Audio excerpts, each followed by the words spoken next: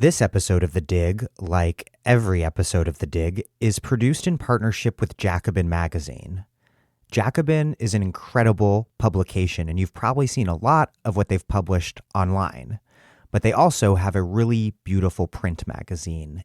It comes out quarterly and has well over 100 pages packed with illustrations, infographics, and some of the best graphic design in the country.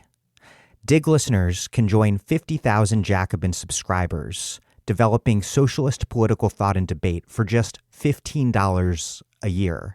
$15 gets you an entire year of Jacobin in print and access to the magazine's entire back catalog. If you've never subscribed to Jacobin before, you can access this deal by going to bit.ly/digjacobin. All lowercase. That's bit.ly/digjacobin. bit.ly/digjacobin. All lowercase.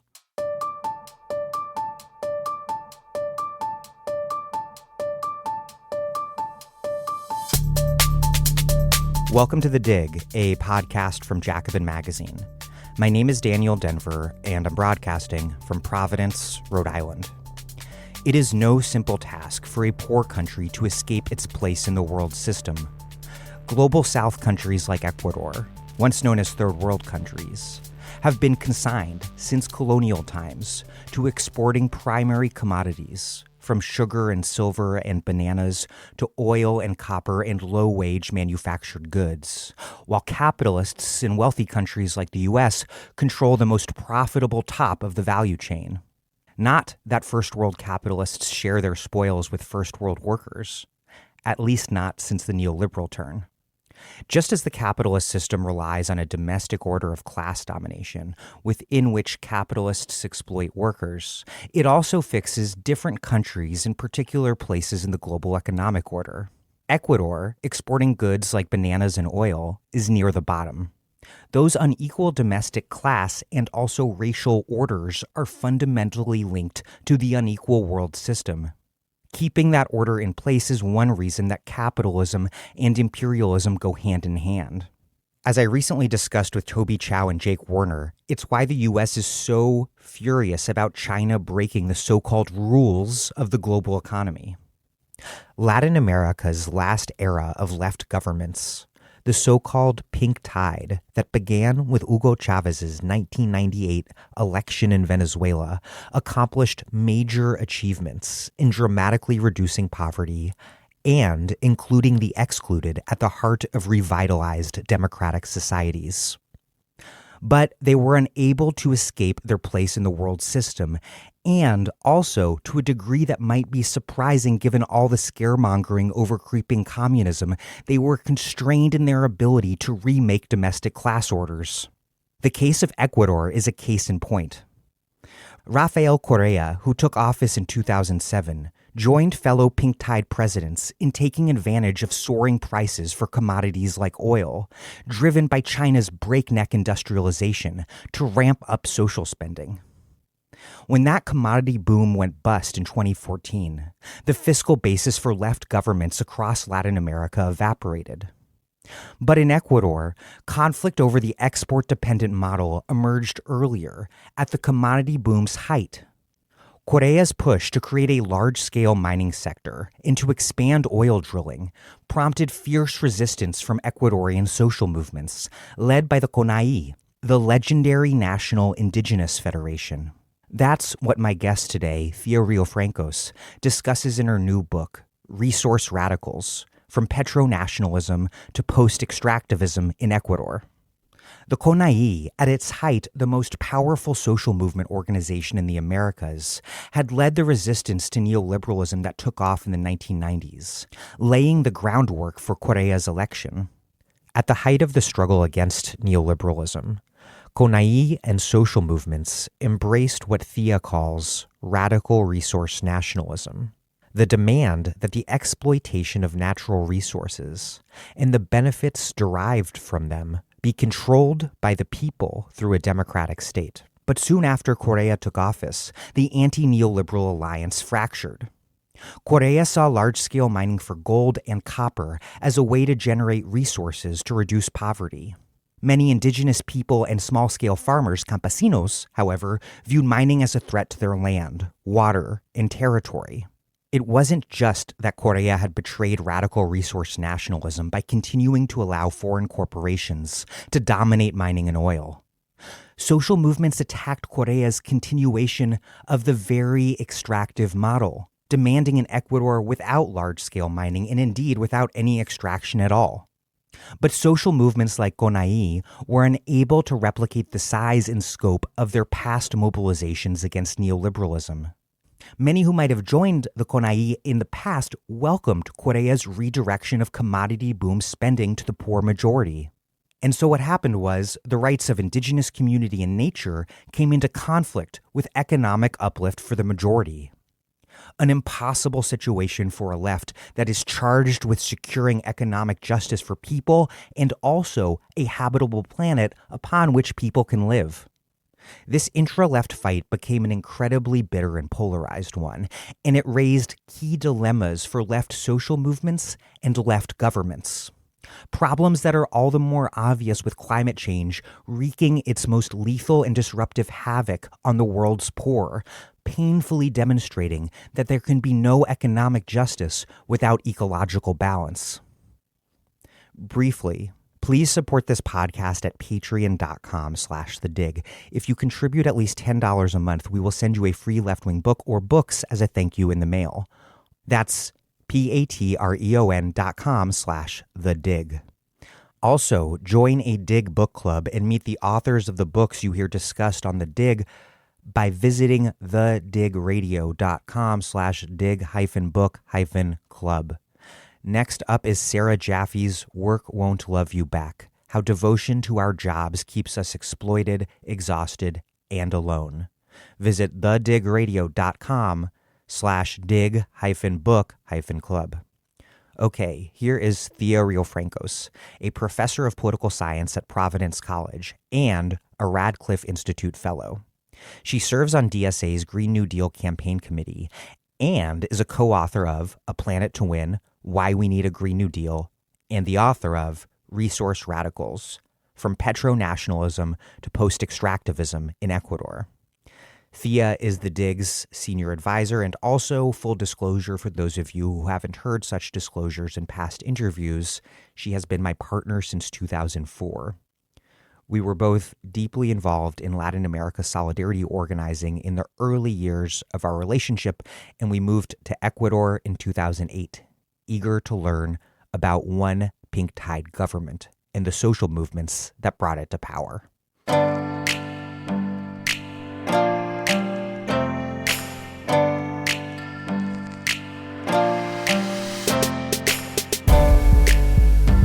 Thea Riofrancos, welcome back to The Dig. It's great to be here. Thanks. This is a rather unorthodox way to begin an interview, but why in your mid-20s in 2007 did you and I decide to move to Ecuador, and how did what we observed there help shape this book that you've written? So in 2007, as you said, we decided to move to South America, and our choice of Ecuador was a bit arbitrary. We sort of eliminated countries that we had already spent a lot of time in, and we had a list of a few, and among them we chose Ecuador because it was a place where a left-wing government had just come to power in this broader moment of that scholars call the pink tide, which was a kind of sweep of left-wing governments across the continent. And for years prior, both of us had been involved in what's called Latin America solidarity politics, involved in visiting Latin America and coming into direct contact with social movements and also receiving delegations from social movements and labor unions in Latin America. And this solidarity politics comes out of the late 1970s and 1980s during Reagan's dirty wars, where there was the emergence of the solidarity movement in the U.S. But it had shifted and changed, especially with the arrival of left-wing governments to power, starting with Hugo Chavez in 1990 1999. And as solidarity activists, we found ourselves in an interesting position of being in solidarity both with movements, with popular movements, workers' movements, indigenous movements, women's movements, but also with nascent left-wing governments who found themselves very much under the watch of empire, right? And were concerned about how imperial powers might respond to them. So we were kind of in that interesting mix of solidarity politics when we decided to move to Ecuador. And arriving in Ecuador, I think what we both learned right away, we knew already that the arrival to power of the left would be complicated for the reasons I just said, right? So they're arriving to power in a context of imperialism and know that they're under threat both from the domestic ruling class and also from foreign powers. But it was complex in an additional way, which kind of goes back to what I was just saying about movements and governments, which is how would popular movements interact with the governments that they had helped bring to power, right? When left governments come to power anywhere in the world, social movements and labor unions face this question, like, are we in strict alliance with the government? Are we defending the government against its enemies and our enemies? Are we holding the government accountable to its promises? Are we pushing the government to radicalize, right? And I would say all of those options were explored and enacted in different ways, in different contexts of left-wing rule in Latin America at that moment. But Ecuador was unique in a way because right from the beginning, conflict emerged between movements that had critically supported, and I mean critical in both senses of the term, right? They were critical in that they were crucial to the rise of Rafael Correa, the president of Ecuador that had just been recently elected when we arrived. But they were also critical in the other sense of the word, which is that they did not lose their critical faculties once he came to power. So, we have this rise of the left to power after a long period of movement mobilization, which we'll talk about a lot in this interview. And when you and I arrived to Ecuador, those movements were already in a process of critiquing and then shortly thereafter coming into actual opposition with the government. And as solidarity activists, and then later on myself as a scholar, that is exactly what was interesting but also fraught. How do I analyze intra-left conflict in a way that is objective, but also generous and sort of true to those principles of solidarity and internationalism that brought us to Ecuador in the first place? And I'll just say briefly for now, because we'll get into this much more throughout the interview, that the other thing that was quite interesting about Ecuador, in addition to the fact that conflict between movements and a left government started sort of quite quickly after the left assumed power, is what the conflict was about. The conflict really hinged on the issues of resource extraction, socio-environmental conflict around extraction, and indigenous territory, sovereignty, and self-determination. Those were the main points of conflict, not only between the state and movements, but also even within different factions of the state itself. And in terms of movements, Ecuador is and was home to the Indigenous Federation, the CONAI, the most powerful indigenous movement in the Americas at certain moments, and perhaps the most powerful social movement in Latin America at certain moments. Yeah, absolutely. Scholars have referred to the CONAI at its moment of sort of supreme strength in the 1990s, especially, as the most powerful movement in its mobilizing capacity and its ability to topple multiple governments in Ecuador, as the most powerful movement in the hemisphere. And so it was a force to be contended with. By the time that Correa came to power, the movement had to some extent weakened, but was still an extremely important force and sort of reemerged as an important articulator of popular protest under the Correa administration. You write about this debate under Correa, who was president from 2007 through 2017, that it, quote, emerged in a regional context characterized by two processes: the electoral success of leftist governments and a sustained commodity boom. Let's start with the context of the rise of left governments in the pink tide in Latin America.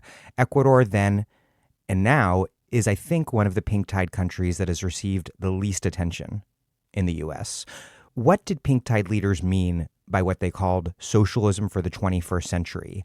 And where did Correa's government fit into this broader set of leaders and governments that included Lula in Brazil, Chavez in Venezuela, Morales in Bolivia, Kirchner in Argentina, Vasquez in Uruguay.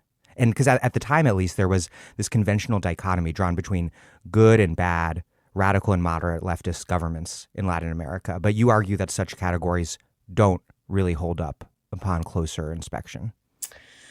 So I think to answer this question, I want to set the context a little bit more and pick up with some of the things that I was saying previously, which is just to emphasize to listeners less familiar with Latin American politics how world historic, and I really mean world historic, important for like the entire planetary conjuncture, the coming to power of so many left-wing governments at once was. It's really quite historically unusual. I think that the only kind of parallel to make is, the simultaneous rise of many social democratic governments in Europe. But I think that the rise of so many left governments in the global South in that context of empire, like makes it, even additionally unique. And just to put it in perspective, in I think 2009 or 2010, what is like the height of the pink tide, two-thirds of Latin Americans lived under left of center or more radically left-wing governments, right? So it's like a very widespread phenomena of the left coming to power. And not only is it in terms of numbers or the number of countries or governments as you listed, but it's also important in terms of the rupture that it marked, right? So prior to the pink tide, you had decades of neoliberal governments that had various, shades of ideology, but all of them were committed to a neoliberal program. That neoliberal program is precisely what left-wing governments came to power to, in their own words, contest and dismantle, very much in response to, again, decades of social mobilization. And prior to the democratically elected neoliberal governments, you had dictatorships, right? So one of the fascinating things about Latin America is just this pendulum kind of swing between different political paradigms and also regime types in short periods of time, really dramatic shifts. So you have a bunch of left-wing governments coming to power, and you mentioned several of them. And oftentimes the way that scholars, especially in the moment, but these categories are still with us, unfortunately, kind of analyze these governments is good versus bad left. And this is in academic journals and in the pages of the New York Times. It's a common way to describe them. And generally bad left was the more radical left. That was at least how the scholars defined it. And the good left was supposedly the more pragmatic left. But these categories are, I think, extremely unhelpful. I mean, first and foremost, they're not analytic categories. They're normative categories, right? And they're normative categories from a certain liberal perspective, kind of gazing on the global South and saying, what is the right and wrong path for governments in the global South to take? So they, kind of immediately betray their normative position. So I think they're kind of suspect for that reason. And let's go to the figure of Correa in particular. Correa is classified as the bad left, along with generally Morales and Chavez. Some of that is based on his rhetoric, which really reproduces the tropes of Latin American leftism. It's anti-imperialist. It's about the state reasserting its power. It's about meeting social needs, right? And so on that... And anti-imperialist and being anti-U.S. imperialism in particular. Exactly. And so that is why scholars have classified him as quote-unquote radical. But, on the other hand, Correa, unlike Morales, and actually unlike Lula, who's characterized as a good left, doesn't come from a social movement or labor background. He is a technocrat. He is an economist. He had previously served as a finance minister under another government. He is left-wing. I'm not doubting his left credentials, though a lot of what my book is about is conflicts over how we define the left, right? But I think I would place him firmly in the left. But he is a technocratic leftist with no history of social movement activity and in no way is like an organic intellectual and leader like Morales was. Automatically, these categories break down because it would actually be more useful, as I think better scholars have done, to analyze how these leaders came to power, what their trajectories were autobiographically, to analyze the trajectories of the political parties that they led. Were these parties grounded and rooted in social movements? Were these parties kind of created as electoral vehicles in order to bring a particular leader to the ballot box? And to sort of get more granular. And the last thing I'll say, on this sort of granular point, and the other big reason that I really dislike these sort of broad generic labels to label entire countries as good or bad left, is that what I discovered in Ecuador, but what I think you discover researching any of these cases in depth, is that there was a tremendous amount of contention, conflict, also at times collaboration between movement and state actors, right? So to sort of label the entire country under one moniker really kind of effaces the fact that what the left's project was up for debate. How to implement leftism in the context of the global South under the thumb of empire was under debate. What tactics to use vis-a-vis a domestic ruling class that so recently had been politically hegemonic in the neoliberal period was up for question, right? And so these labels just don't do justice to the more interesting thing, which is the internal tensions and dilemmas and trade-offs that marked the period of left rule. Your book is about this intra-left conflict over mining that was really a central political conflict throughout Correa's time in office. To what extent did these sorts of conflicts over resource extraction emerge in other pink tide countries? And to the extent that they did not, why not? There are all these different factors at play. Ecuador had a powerful indigenous movement in contrast to, say, Venezuela. But Bolivia also had a massive indigenous movement, and environmental conflict was a feature, but I don't think a defining theme of Morales' conflict with his base. Was Ecuador's experience exemplary or unique, or was it more of an omen, foreshadowing the sort of problems that any left government effort to deal with ecological crisis will face? I think it's both exemplary and unique. But let me zoom out a bit and talk about the commodity boom for a moment, because that was that other big process that you mentioned in your prior question. So two processes mark the political economic conjuncture that I'm looking at in my book. On the one hand is the rise of the left to power and all of the interesting questions and dilemmas that posed, as I just discussed. And on the other hand, that was a regional phenomenon, right? The other context is a global context. So we can see that, countries are nested in sort of different political economic scales. And the global context economically was marked by the commodity boom. And that is a economic kind of period, an economic cycle, we can call it, that starts in roughly 2000 and ends in roughly 2014. And it was driven primarily by China's rapid industrialization, but also by the industrialization of other so-called emerging economies, Brazil, Russia, India. And so you have this sudden increase in demand for raw materials. Why? Because in order to industrialize, in order to manufacture goods are made from, raw materials that come from the earth. So all of the prices for those raw materials skyrocketed because there was so much demand for them on the global market. And what's interesting about Latin America is that it is, as we'll again discuss throughout this interview, a commodity and export dependent region economically. So many of those goods are extracted or harvested in Latin America.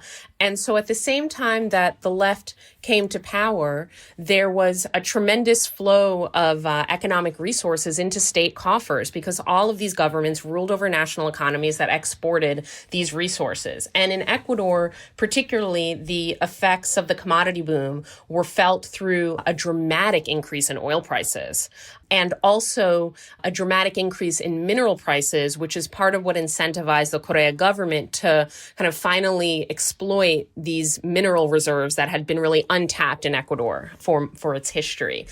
So why then, in this context of the left in power and the commodity boom, do we get such intense conflict over extraction and in fact, the emergence of militant anti-extractive movements, primarily based in the Indigenous movement and in allied radical environmental groups? Why in Ecuador? And you nicely lay out that there could be different causes for this. And one of those causes you mentioned, which is a long history of indigenous mobilization in Ecuador. That I've already said that the CONAI, the National Indigenous Federation, was one of the most powerful social movements in the continent. And it's a lot of what it had mobilized around for a long time at this point were the issues of land, of territory, and also of the threats, especially in the Amazon, of resource extraction to indigenous territorial rights. So you have that trajectory. But I think what sets Ecuador apart from, let's say, Bolivia is a couple of things. You have the addition of a completely new extractive sector in Ecuador. So I said that Ecuador had long been, an oil producing state, and oil was one of the commodities that, saw its prices increase a lot. Ecuador had extracted and exported oil since the early 1970s. But Correa's gambit to diversify the portfolio of extractive sectors into large-scale copper and gold mining was a real game changer. And scholars have noted across the world that when governments and corporations seek to exploit new extractive sectors that are new in the national economic context, but also new in another sense, which is that they expose territories, ecosystems, and peoples not previously directly in touch with extractive sectors to the fate of extraction, which involves environmental pollution and contamination, dispossession, threats to pre-existing livelihoods. So introducing a new extractive sector really changes the politics of extraction. It makes extraction salient in a new way compared to more institutionalized extractive sectors. And the last thing that I'll say that sets Ecuador apart, so, we have a very strong indigenous movement with links to the environmentalist movement. We have a new extractive sector, which makes extraction more contentious, oftentimes. And in addition, Ecuador, more than Bolivia, is really tied to the boom and bust global cycle that of the commodity boom, and really tied to the Chinese economy. A lot of what Bolivia exports, primarily gas, is more regional in its economic ambit. And so China sort of coming to a close with its rapid industrialization phase didn't as directly affect Bolivia's economic fortunes. And we can actually see that in that Bolivia's gas exports were less tied to this global boom and bust cycle, in the fact that the economic fortunes of Morales's government were much better than those of Correa's or Chavez's. And although Morales entered into pretty major crisis and suffered a coup, Mas is now back in power as we speak. Absolutely. But that was a delayed sort of response, right? I mean, ultimately Bolivia does feel the effects of various global economic downturns, right? But it wasn't as immediately affected by the sort of close of China's rapid industrialization period as Ecuador's was. This is a key paradox with the commodity boom. It operated within this pre-existing world system that marginalized countries like Ecuador, while at the same time, it created the fiscal basis for the pink tide's left rule. But then it ultimately helped send the pink tide into crisis. Was it the main cause of the pink tide's crisis and decline, or were there other factors at play? There were other factors at play, but I think that you can't just ignore the fact of just timing, right? So I think across the region, these various pink tide governments, starting in around 2014, really entered into serious political difficulties. And there were different reasons and conjunctures in each case. There were different balances of class and political power. There were different relationships to social movements and questions over how democratic the relationship between the state and movements was, right? And so I don't want to simplify that too much, but I do want to say that the end of the commodity boom, decisively in 2014, sets into motion a series of really perhaps insurmountable economic difficulties for these governments. And we have to understand that the political power and popularity of these governments was closely tied to their ability to spend massively on social services and public infrastructures, which helped lift up dramatically people's life chances, developmental outcomes, employment possibilities for forms of local economic development, right? So their ability to keep winning elections was closely tied to the economic scene. And I think that, the end of the period of the commodity boom was there weren't the fiscal resources in place in most cases, with Bolivia aside. Like Bolivia, even like the World Bank, lauded their macroeconomic management and their ability to smooth out some of those boom bust cycles with forms of state saving and then subsequent investment.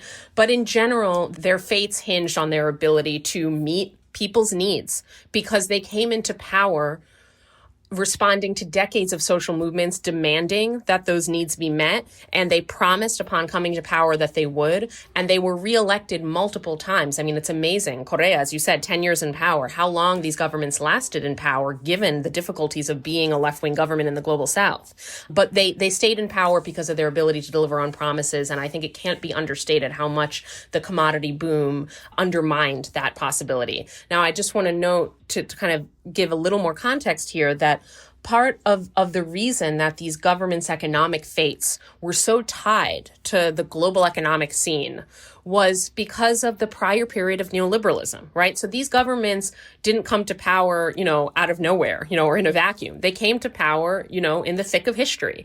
And the prior decades of history had been more and more concerted attempts by governing elites, by international financial institutions, and by corporations and the domestic ruling classes to deeply integrate Latin American economies into the global economy, to deregulate, to liberalize markets, to become more export-oriented, to lease and sell concessions for mining and oil and other extractive projects to foreign companies. And by the time the left came to power, Latin America had a different relationship to the global economy. It was rather seamlessly integrated into those global markets and deeply depended on them for its economic fate. And so the pink tide couldn't have immediately undone that relationship between the regional and the national and the sort of global. But it also didn't really try to, because the very understandable incentive or temptation or whatever we want to call it to make good use immediately of all of these economic resources flowing into their state coffers because of how well their exports were doing on global markets was too great. They had an immediate fiscal basis in order to address the social needs of their populations. And they did renegotiate contracts with foreign firms. Sometimes this is kind of simplified and just called like resource nationalism in a simplistic way, or nationalization. In many cases, they didn't nationalize extractive firms or expropriate them. Not very often. I mean, they really didn't expropriate much, but they did forcefully, and with a very strong political democratic mandate behind them, renegotiate contracts with oil companies, mining companies, soy companies, gas companies, and in order to increase the state's take, in order to increase the taxes and royalties that are paid to the state. And so they basically made the gamble of, we're going to stay in the global economy, we're going to renegotiate contracts so the terms are better for the state and for the people, but we are not going to sort of retreat from the global economy and isolate ourselves. But the commodity boom also allowed left governments to boost social spending without radically confronting their domestic class system, something often lost in the radical rhetoric of a Correa or a Chavez, which meant when the commodity boom went bust, the upper class was very much still there in a pretty powerful economic position, ready for reaction. Absolutely. The other reason that resource rents, as they're called technically, are kind of politically easy forms of financing social programs and public works is not just because, as I said, the prices were high for the commodity, so a lot of money was coming in, so they were easy in that sense. But they also avoided the question of deeper forms of class conflict, because if you have, oil or mining money or gas money coming in, you don't need to, or you can defer, you can sort of punt into the future the question of expropriating property of the wealthy, or less dramatically, but equally challenging in Latin America, of just taxing the rich more. I mean, it's amazing. Latin America has just very low taxation rates. And that is because the ruling class, from the period of independence has been really unwilling to support the broader masses through taxation. And so these governments, for the most part, did not expropriate property, did not dramatically redistribute land. There were various attempts at land reform, and some of them moderately successful, like in Bolivia, but there was not massive land redistribution. So land tenure remains deeply unequal. And though Correa did make the tax system more progressive, and he should be lauded for that, some of his attempts to make it even more progressive, for example, with an inheritance tax, the right wing came out in the streets and he withdrew it, right? And so it was politically easier to just... Were there those huge protests with everyone dressed in white when we Exactly, were there? yeah. Elite protests are, for anyone who hasn't witnessed them in Latin America, are very strange spectacles. But yeah, they came out in force and he withdrew it. He had implemented some other tax reform that was positive, but he didn't implement all the tax reforms that he wanted to. Before we get into a lot more historical detail about Ecuador, what are the standard ways that this resource dependency that we've been discussing in the context of the commodity boom, what are the standard ways that that's analyzed in social science, and how does this complex case of Ecuador's intra-left struggle over extraction, how does it prove it to be insufficient, if not just wrong? The standard way that scholars analyze resource extraction, the politics of the political economy, let's say, of resource extraction, is through the lens of the resource curse and related concepts like the rentier state or the petro state. So the resource curse idea is that resource dependency, so the fiscal economic dependency on the export of resources like oil or gas or mining, results in two types of pathologies, one economic and the other political. So the economic pathology is that there tends to be underinvestment in more quote unquote productive sectors of the economy. All of the investment kind of flows to the resource sectors because they tend to, always have a global market for them, right? So why, invest in more long-term productive industrial or manufacturing kind of capital. So that's the economic problem, and that leaves governments vulnerable to those boom and bust cycles, right? And then the political piece is that ostensibly, states that depend on resource extraction and export are more likely to be authoritarian, either outright authoritarian, autocratic, or just like lower quality democracies. And, immediately there are lots of problems with this because there are lots of governments in the world that have large resource sectors from Canada to Norway, right, that don't seemingly fall prey to the resource curse. So immediately we are reminded that countries occupy different positions in the world system, and that really shapes how the extraction and export of resources affects their domestic political economy, right? It's very different to be Norway than to be Ecuador. And those in turn relate to different internal trajectories of state building and class relations and all sorts of things. So one problem is there are just too many exceptions to this rule for it to be a good guide to how resource politics will play out. And, one way that I like to think about this particular problem with it, the fact that it doesn't attend to the different positions of countries in the sort of global system, is Timothy Mitchell's great line, and I know you interviewed him on The Dig, his great line that all states are oil states. Because what the resource curse does is say the oil states are Saudi Arabia, Venezuela, Ecuador, whatever, countries that have large, oil sectors and export them. But what Timothy Mitchell is saying is that the entire global economy runs on oil, hopefully not for much longer. And so to say that just the countries that happen to have oil in their territory are the oil states is a real misunderstanding of the way that oil and capitalism relates to one another. It's like the phrase banana republic, which we've heard over the last few weeks, which somehow obscures which country's eating the bananas and which government is backing the banana growers. Right. Exactly. So that's one issue, is that, it's methodologically nationalist, we might put it. It just takes countries as these national containers and doesn't think about the relationships between them or their relationships to a global order. A second problem, and now I'm going to get a little more into the case of Ecuador to get, a little more texture of why the resource curse is not a very useful way to think about what happened in Ecuador. So, as I said, the resource curse predicts that countries that are dependent on these resources will become authoritarian, and that's for various reasons. One is that resource rents are a great way to fund military and security apparatuses.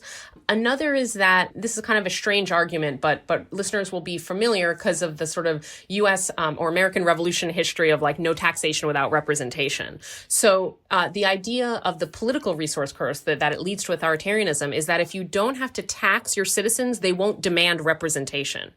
So this sort of very simplistic idea of what caused like the American Revolution is then generalized into this general rule of politics. So that, you get an idea of how political science, normative political science functions. But that's for another day. But so there's this prediction will become more authoritarian. But that totally describes what happened in Ecuador. I'm not at all saying that Correa didn't attempt in various ways to concentrate power. Many leaders attempt to concentrate power, right? We can only need to look at our own recent history, not just of Trump, but of Bush, Obama, Clinton, of, the increasing executive authority in the U.S., right? So that's not particularly tied to resources. That's something that actually happens often in presidentialist systems, particularly. But more generally, what Ecuador saw amidst a commodity boom, amidst the circumstances that scholars would say most likely causes like the resource curse to be set in motion, is a proliferation of conflict over democracy, of different ideas about democracy, of, local directly affected communities and indigenous movements claiming forms of direct communitarian democracy and saying that they should have control over their territories and enacting new democratic practices in order to resist extraction. You have the state paying a lot of lip service and some real, policy reality to creating new participatory institutions for citizens to interact with the state. You have a new constitution, which we'll talk about later, that dramatically expands collective rights. So the rights of that communities hold and that they can, petition for to the state. And so what you have is kind of an efflorescence, practices and subjectivities on the terrain of democracy and a fight over who is the demos and how do they enact their power. And it's not at all a situation in which somehow resource dependency unilaterally determines the road, going down the road to authoritarianism. Let's set some key historical context. Ecuador first became a petrostate under a military government in 1972, and that government saw oil as key to developing the country. What sort of military government was Ecuador's, and how did it fit into the third world oil politics of that era? And how was it that the military government, quote, left an enduring ideological legacy of resource nationalism, which would later be reappropriated and radicalized by popular movements? That's normally not the legacy we think of Latin American military governments of having had. Yeah, it's interesting because I mentioned, my answer to one of the earlier questions, this period of dictatorship that runs, roughly from the 60s to the late 80s, early 90s, sort of depending on the specific context. But it's a few decades of a lot of military governments across the region. And many of them are right-wing, and many of them come into power specifically as a counter-reaction to the growth of popular labor and popular movement power under prior governments that were more left or progressive or sort of nationalist. And so they're specifically coming into power as reactionary forces. But not all military governments were the same. And there were, at least in the cases I'm more familiar with, which are Bolivia and Ecuador, there were military governments that came to power that were progressive in a sense, or at least had a sort of a national developmentalist kind of vision for the economy and saw themselves as not primarily about repression, not to downplay the repression that those governments meted out, because they did, but more primarily about transitioning their countries up the ladder of economic development. And this was very much characterized the Rodriguez Lara government in Ecuador that came to power in 1972 and was in power until 1976. There was another military government right after that, and then in 79 you have democratization.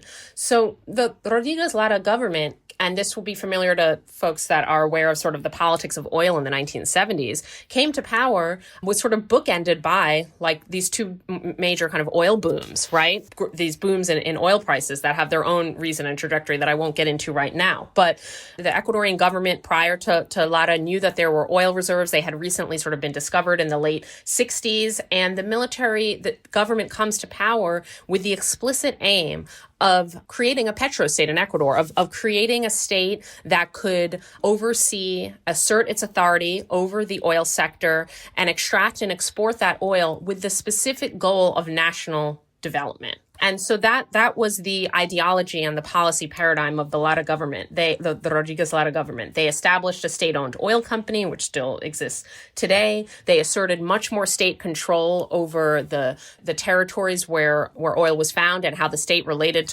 to foreign corporations. They also instituted some progressive, some maybe more hard to classify reforms. So in the progressive category, they instituted Ecuador's most major land reform, actually. But they also instituted a policy called colonization, which was a policy to incentivize people from the highlands of Ecuador to move into the Amazon to help, quote unquote, develop the Amazon. That sets off lots of conflicts with indigenous communities, which we'll get to later. But just to give you a sort of sense of this government in power, they also, as you mentioned, took a really leading role in OPEC, in the sort of early 1970s politics of OPEC. And OPEC at that time, it may not be, we think of OPEC in a certain way now, but and it's become more dominated by Saudi Arabia since. But in the 70s, OPEC was a forum for the proliferation of kind of leftish or developmentalist resource nationalist visions coming out of the third world, right? An idea that the third world had a right to manage and assert authority over its resources, and that it should aid the development of those countries rather than the world system or foreign capitalists. And this was very much the rhetoric that the Rodriguez Lara government used. And it was of a piece of that broader moment that you discussed in your interview with Adam of the new international economic order, this moment of sort of third world solidarity and assertion of third world political economic power. And OPEC, in a way, interestingly, was one of the most successful artifacts of that moment, right? Because the new international economic order sought to create multiple such organizations related to different commodities that global South countries export, but oil was the one that got the most institutionalized. What happened then to Ecuador's oil politics under democratic and also neoliberal governments that followed the military government? And what role did neoliberalized resource politics play in provoking the rise of anti-neoliberal social movements like the CONAI? Yeah, so I realized I didn't answer one other part of your question, which is important, or your prior question, which is important for this one. So you mentioned the resource nationalist ideology of the Rodriguez Lara government, this idea that the state should sort of control its resources and use it for the benefit of the people. And so in addition to bequeathing an institutional legacy of, first and foremost, of a state-owned oil company, which outlives, the military government, it also bequeathed an ideological legacy of resource nationalism. And it's important to note at this juncture, because it can get a little subtle and confusing, that the version of resource nationalism that the Rodriguez Lara government, but also governments in Venezuela and throughout Latin America and throughout the global South, tended to have was not anti-capitalist. It was anti-imperialist, though, so it's interesting, we can sort of tease that apart a bit. It was against the power of the core states, of the industrialized states, of, the former colonial powers, but it was not per se anti-capitalist, right? And that's an important distinction, because what happens under the period of neoliberal hegemony, that is after democratization takes place in 79, so starting kind of in the early 80s and up until Correa comes to power in 2007, so for a pretty long period of time, Ecuador is ruled under a series of democratically elected governments, several of which are deposed from power by the Indigenous movement and its allies, but that all shared a basically neoliberal orientation to the economy. And in that neoliberal period, which very much also related to how oil was governed, right? So there were attempts at privatization, at deregulation, building privately owned pipelines. And I use the word attempts intentionally because not all of these worked out, but they were the policy goals of the governments. But they were from the outset deeply contested. And they were contested under the banner of radical resource nationalism. So what movements did, and a lot of this is the Oil Workers Union, it's also the Indigenous movement at both the national and regional scales, and other popular movements that they were in alliance with. What they did was inherit this legacy of resource nationalism, inherit this ideological legacy, its symbolic repertoire, the equation of the nation with its resources, the idea that those resources should serve the people, a sort of popular sense of who the people are, like the masses. They inherit that from the dictatorship, but they radicalize it. And they radicalize it specifically in conflict and in contradistinction with the neoliberal form of resource governance that, to varying degrees, rules over Ecuador and its oil sector for those decades. And they radicalize it in the direction of anti-capitalism. And they make the connection between the imperial world order and the capitalist mode of accumulation. And what they call for, and this is, as I said, it's the Oil Workers Union, but it's also the National Indigenous Federation that has come up several times in our conversation. What they call for is the expropriation of oil resources from private foreign hands into the public for state-owned resource companies that will be dedicated to using resource rents to lift up the economic fortunes of the masses. They even get more radical than that. So far I've put this in anti-capitalist terms, and then they also think of it in democratic terms. So it's not just about having state ownership, but it's about democratizing, right? So thinking about what would a democratically managed oil company look like that served the interests of the 99%, to put it in those terms, of the people writ large. And so the kind of emergence of this radical resource nationalism is partly an inheritance from the past, but it's partly also an innovation in resistance to a conjuncture of ruling class elite forces that had aligned themselves behind neoliberalism. The history of Ecuador's indigenous movement is also key here in terms of understanding how the indigenous movement makes this turn under Correa from radical resource nationalism to anti-extractivism. You have Highland or Andean indigenous organizing beginning all the way back in the 1930s when rural peasant organizations allied with urban leftists to fight what was then the dominant hacienda system, which then ends in 1964 under a different military government, which then lays the groundwork for the 1972 foundation of the Highland Indigenous Federation, Ecuador, which remains the largest indigenous federation in the country. But meanwhile, in the Amazon, there's this distinct but parallel process of indigenous organization that emerged, in your words, quote, in response to the dual threats of colonization and oil exploration among the Seroyaku, Achuar, and Shuar peoples. And that led to the creation of the first Amazon indigenous organization, the Organization of Indigenous Peoples of Pastaza, or OPIP, in 1978. And then, in 1980, the Amazon-wide Federation CONFENAI in 1980. How did these parallel but pretty distinct processes of organization, how did they compare to each other? And how did their merger, creating the Confederación de Nacionalidades Indígenas del Ecuador, or CONAI, in 1986, how did it create such a powerful and unified force? And how did it weave together both this radical resource nationalism that you're talking about and also, from the Amazon, this nascent anti-extractivism? So it's a really interesting history of the parallel formation of two distinctly territorialized indigenous movements that then come together, join forces to become, as discussed, the most powerful social movement in Ecuador and at certain moments in the hemisphere. And the two trajectories are important, and I'll get into a little more detail on the points you've already raised, but I want to make a broader point to begin with, which is that this particularities of how the national indigenous movement came to formation in Ecuador, part of what made it so powerful is the way that class-based demands, what we think of demands that relate to ownership, to property, to labor, to class relations and the means of production, to class sort of based demands, with demands that center on ethnicity, on language, and on cultural self-determination. Those two sets of demands and bases of collective identity were at various moments, interwoven, were one maybe prevailed over the other. But the fact that we have both of those types of demands deeply embedded in the indigenous movement is an artifact of this parallel trajectory of the Amazon and the Andean movements, and B, an important part of its broader political power and its eventual ability to articulate a broad popular bloc that went beyond self-identified indigenous communities to include labor unions and neighborhood associations and all sorts of popular movements that did not per se identify as indigenous. So I just want to sort of set that stage a little bit. So just to briefly, summarize, because your question, I think, laid it out quite well.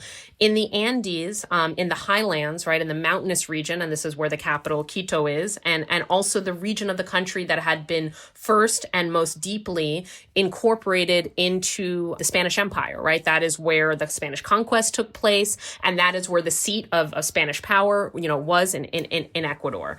And so you have this long history as a result of the politics of colonialism and conquest and independence, of tense conflictual relationships between the indigenous masses and the Creole elites, right? The American-born but Spanish-descendant elites that held political and economic power. And these conflicts had a political dimension to them, right? Because the masses were excluded, but they had a really important economic dimension to them, which was conflicts over land access. You had an extremely unequal land tenure, conflicts over deep labor exploitation, a sort of semi-feudalized kind of, people being tied to the land in all sorts of ways, and debt peonage, and, similar, these are familiar from the U.S. and, the Jim Crow system as well, all sorts of means of sort of extra economic exploitation as well. So you had conflicts that had a real clear class dimension to them. And peasant unions formed. Those peasant unions had relationships also with explicitly ideologically left formations, socialist and communist. And I really recommend the work of the historian Mark Becker on this fascinating deep dive into the relationship between indigenous and ideologically left politics in Ecuador. And, you have various state reformist attempts to dismantle the system of extremely unequal and semi-feudal kind of land ownership. And those attempts were not to create an egalitarian society, but to kind of assert kind of some state presence and reduce the power of these landowners, right? And in the mix of this, as I said, you have peasant unions, you have communities starting to self-organize and eventually kind of self-govern at the local level. So out of all of that trajectory comes what you mentioned, Ecuador, the Highland Indigenous Federation, with its deep roots in peasant organizing and in a sort of class-based formation. And the whole time weaving through the class demands, attention to forms of ethnic discrimination as well. I don't want to say that it was black and white, it was just class-based, but class was the bigger or the primary category. In the Amazon, you have a very different trajectory where the indigenous movement arises not out of conflicts in the agricultural sector over land and labor, but more as a response to, as you quoted me, this dual threat. On the one hand, as I mentioned previously, state-led colonization of the Amazon, which was the state's attempt, first in the 1960s, again in the 1970s under the Rodriguez Lara dictatorship, to populate the Amazon more densely with highland people, some of which were mestizo, meaning mixed, heritage, and some of which were highland indigenous people, to kind of incentivize them with cheap land and credit and loans and, to move, kind of similar to the kind of frontier in the U.S., to kind of incentivize. And the process was called colonization. Exactly. Was officially called colonization. And the people who moved there were called colonos. Exactly. Colonists. Exactly. And, these were not upper class people for the most part at all. The majority of them were, working class or maybe lower middle class or whatever, but they were seeking economic opportunity in the Amazon with state support. But as they arrive in the Amazon, they encounter indigenous communities, nations, peoples that had been relatively autonomous. And actually, their communities lived in sort of large swaths of territory for hunting, for fishing, for ceremonial purposes, for living, for agriculture, right? And so they had, these territorialized, well-developed, cultural systems that were now coming into direct conflict with a colonizing force, right? It wasn't the Spanish, colonizing them, but it felt, similar. And it was, as you said, called colonization. And then around the same time, And again, this is under that military government with the expansion of oil extraction under the ambit of the state. You have a lot of extractive activity starting. So you have oil extraction, but you also have logging, you also have agriculture. And it's always important to keep in mind with extractive activity and with mega agriculture, the infrastructural requirements of this. So you have road building, you have new forms of transportation and communications, and, you have a whole, socio-technical infrastructure to support this, which also, threatens the territorial ambit of these indigenous peoples and nations. So the radicalization of indigenous peoples in the Amazon is first and foremost about the territorial and cultural threat posed by extraction. The territorial and cultural threat posed by extraction. And I'm sort of dwelling on that and underlining it because those themes, the way in which extraction undermines the territorial and cultural integrity of indigenous peoples, become the very important and salient themes of later militant anti-extractivism that I discuss sort of later, as the book unfolds. But they are really articulated in this moment beginning in the 1970s. And so out of that, you have the Amazonian Indigenous Federation that forms. And then these leaders of these two federations, Highland and Amazonian, come together. They form the National Federation. And, a couple of just quick points at the end here of why this National Federation is so powerful. I've already talked about how it was able to, especially with the combination of Amazonian and Andean indigenous groups, weave together class and ethnic demands, class, cultural grievances, and economic grievances in a way that was just a very kind of holistic understanding of what the nature of oppression of indigenous peoples was. It had multiple facets. It was, as we say, intersectional, right? And so, but articulating that explicitly is a form of political power, the ability to really identify what the multiple forms of oppression was. So that lent it its strength.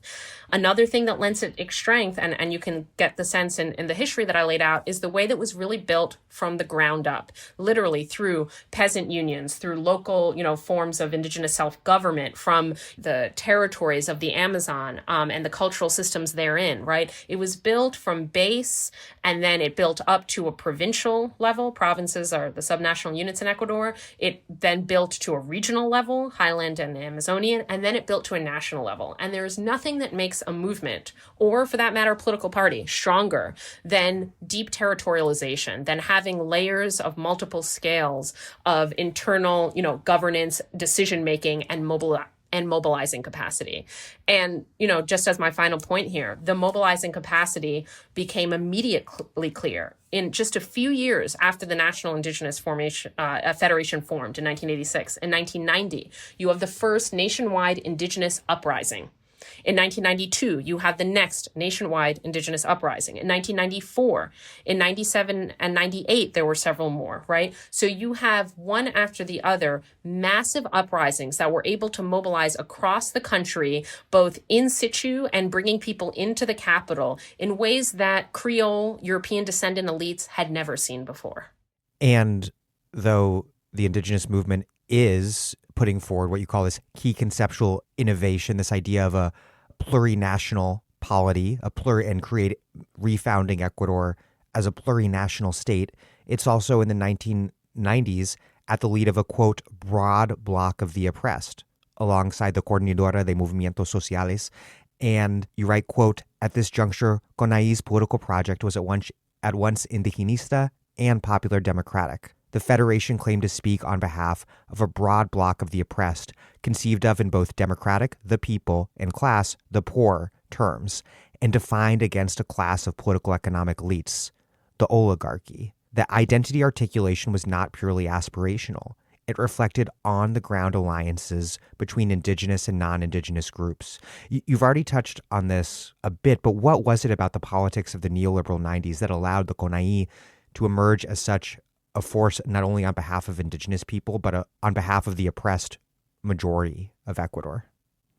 A couple of points there. One is that from the very beginning, that first indigenous uprising in 1990, immediately its key demands that it put on the table were both ethnic and class in character. And that is important because especially the class versions of those demands had a possibility of articulating with other groups, right? Of groups that also experience the same forms of class oppression, though not the ethnic forms of discrimination and marginalization as indigenous nations and peoples did, right? So from the very beginning, the CONAI in 1990, before importantly, it even had organizational links with other popular sector groups.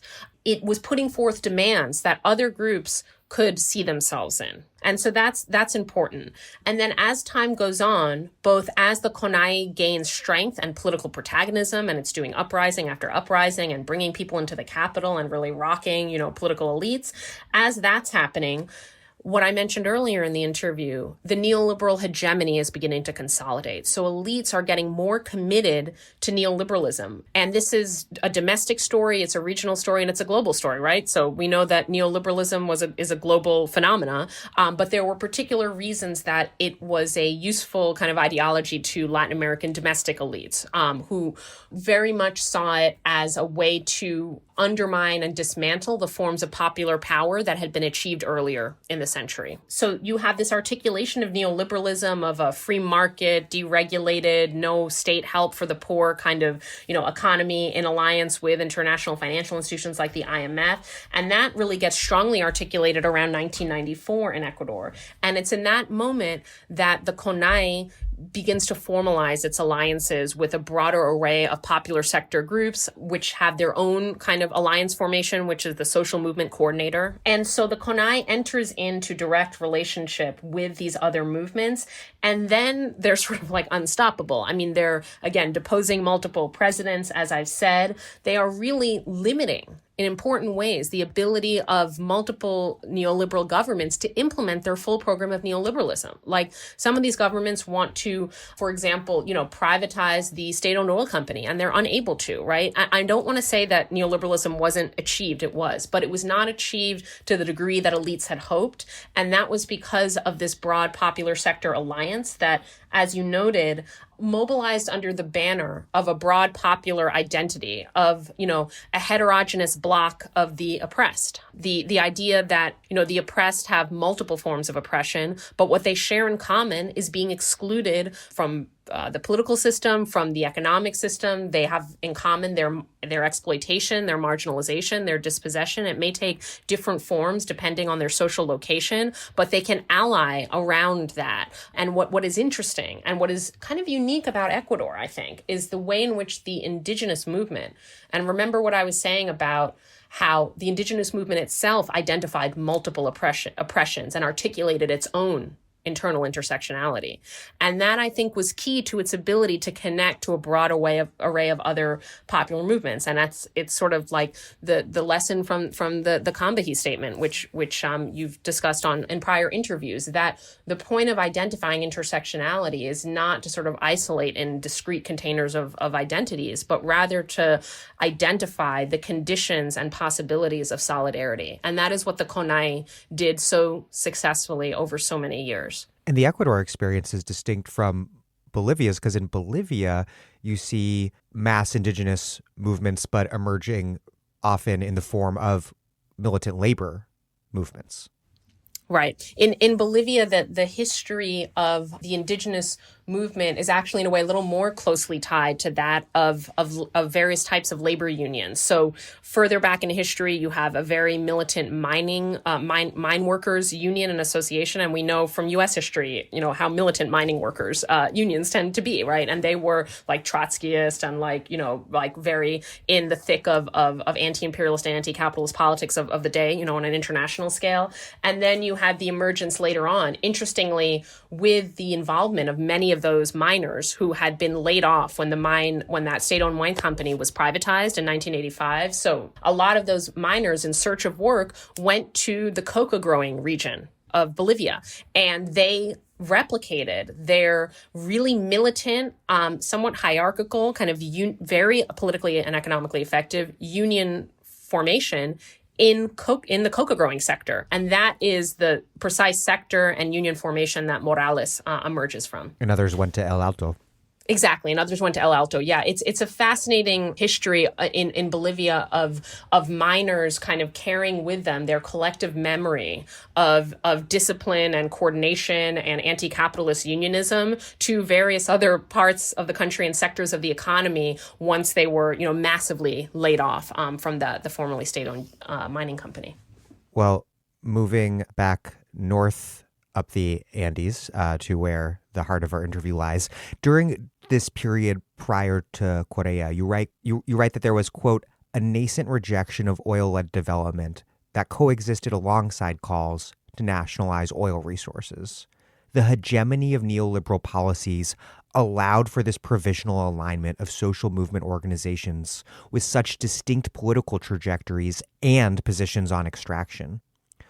What role did resource politics play in this period of social movement, powerful social movement organization led by the CONAI prior to Correa's rise? And how was it that neoliberalism's hegemony allowed anti-extractivism and radical resource nationalism, which would later under Correa come into such intense conflict, allowed those two things to coexist and even productively coexist? So I think that, one thing that I could have said earlier when we were talking about the articulation of the CONAI and a broader popular bloc, I emphasized a lot the role of the CONAI's discourse and tactics and organizational forms in articulating that. But I could have also emphasized the role of neoliberalism in providing or in constituting a unified target of various grievances, right? And the way in which elites kind of rallying together under the banner of free market reforms was kind of helpful, ironically and not intentionally, of course, in unifying popular forces, because there were so many different things wrong with neoliberalism. Obviously created poverty and unemployment. It destroyed labor unions. It also led to environmental devastation due to the forms of deregulation. It allowed, foreign capital to kind of control large swaths of the economy. Many different, social positions could find a problem with neoliberalism, and they did. So neoliberalism was part of what allowed for the provisional unity of distinct critiques of capitalism, of distinct critiques of neoliberalism, and distinct critiques of extraction and what's wrong with extraction. One of those critiques of extraction we've already discussed is a resource nationalist critique that got radicalized, especially by the role of the Oil Workers Union, which was quite militant. They literally put their bodies on the line to protest against the privatization of various aspects of the oil sector, to protest against the building of a privately owned pipeline. And one oil worker described it to me in an interview as like, imagine a corporation owns the veins in your body. Like that is how they viewed foreign control of the oil sector, right? Dramatic terms and a dramatic and militant rejection of capital's control of the oil sector. So that's radical resource nationalism. And that was in its full form in the late 90s and early 2000s. But there was this other critique of extraction beginning to percolate.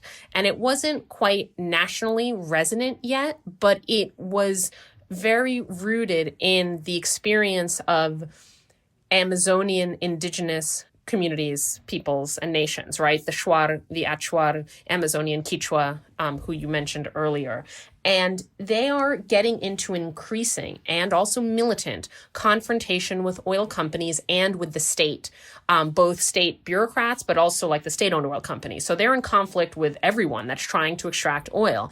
And the reason this conflict sets off is because in this neoliberal moment with various forces pushing in favor of expanding extraction, right? You have the IMF and World Bank promoting this. You have the government promoting this. You have the corporations promoting this. Oil extraction moves from its traditional location in the northern Amazon to the southern Amazon. And remember I said at the beginning of this interview that when extraction, either it's a new sector or it is affecting new people and ecosystems, it becomes contentious in a different way. And that is exactly what happened in the southern Amazon, starting in the 90s and 2000s, which is that groups that hadn't previously been in direct contact with oil extraction face the threat to their territory, their indigenous territory, cultural integrity, and their pre-existing livelihoods. And they, use all the militant tactics in the book, including in one case kind of kidnapping or like not detaining, I'll put it that way. Kidnapping was the more sensational way to put it in the news, but detaining like oil executives and government officials that were trying to meet to expand oil extraction in the southern Amazon. So you have this emergence of more militant anti-oil activism in the Amazon. Now, it's not initially articulated as like a critique of the entire, extractive model of development. It is more articulated as like the specific threat of oil and its threat not to everything, but to indigenous territorial and cultural integrity. And the demand is not necessarily an end to all oil extraction, but that indigenous peoples have a voice and a veto power over oil extraction, that they exercise some political authority over it. But interestingly, there do every so often emerge demands like maybe we should just have a moratorium on oil.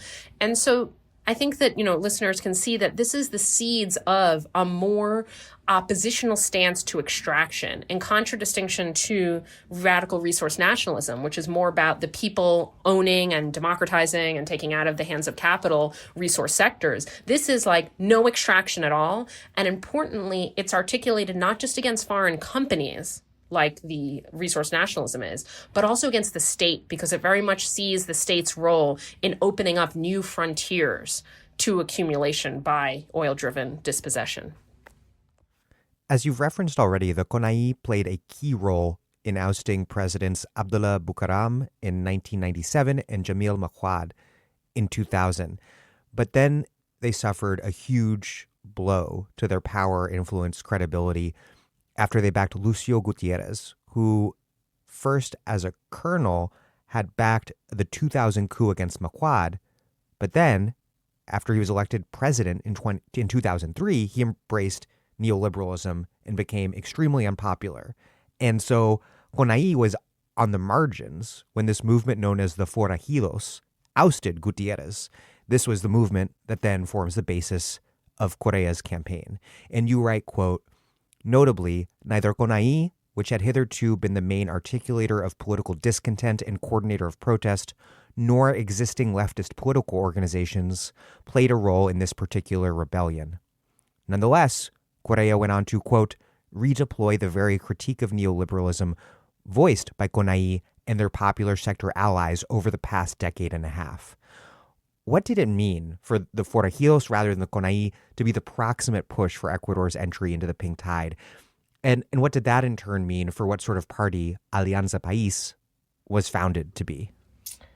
Yeah, so it's a complex history and a fast-moving one, and every couple of years there's a big, turning point or pivot, and I sometimes have trouble keeping it all in my own head. But basically, in the late 1990s, you had a few years of deep economic crisis in Ecuador. There was a hyperinflation crisis. There was, widespread immiseration due in part to neoliberal reforms, but also to economic mismanagement.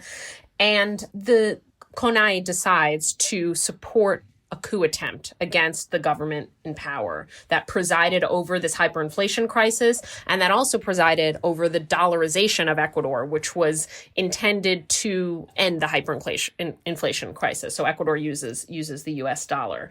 And so Lucio Gutierrez wants to do a coup against the government. The Konai supports them. It's a very short-lived coup, but it does, like Lucio Gutierrez doesn't take power, but it does result in the vice president, the president resigning and the vice president stepping in. But this was the beginning of what in the indigenous activist that I quote in the book, Monica Chuhi, calls the most contradictory moment of the indigenous movement in Ecuador, because they supported a coup that didn't really work in the sense that it didn't bring like a left-wing government to power, military or otherwise. What happened a few years later is that the leader of that coup, Gutierrez, ran for president on a popular kind of populist, we might say, incohate, but not explicitly neoliberal political program. Then he immediately bait and switches and institutes neoliberal reforms. So the Konai looks bad first for supporting a coup, then for supporting a government's the election of Gutierrez,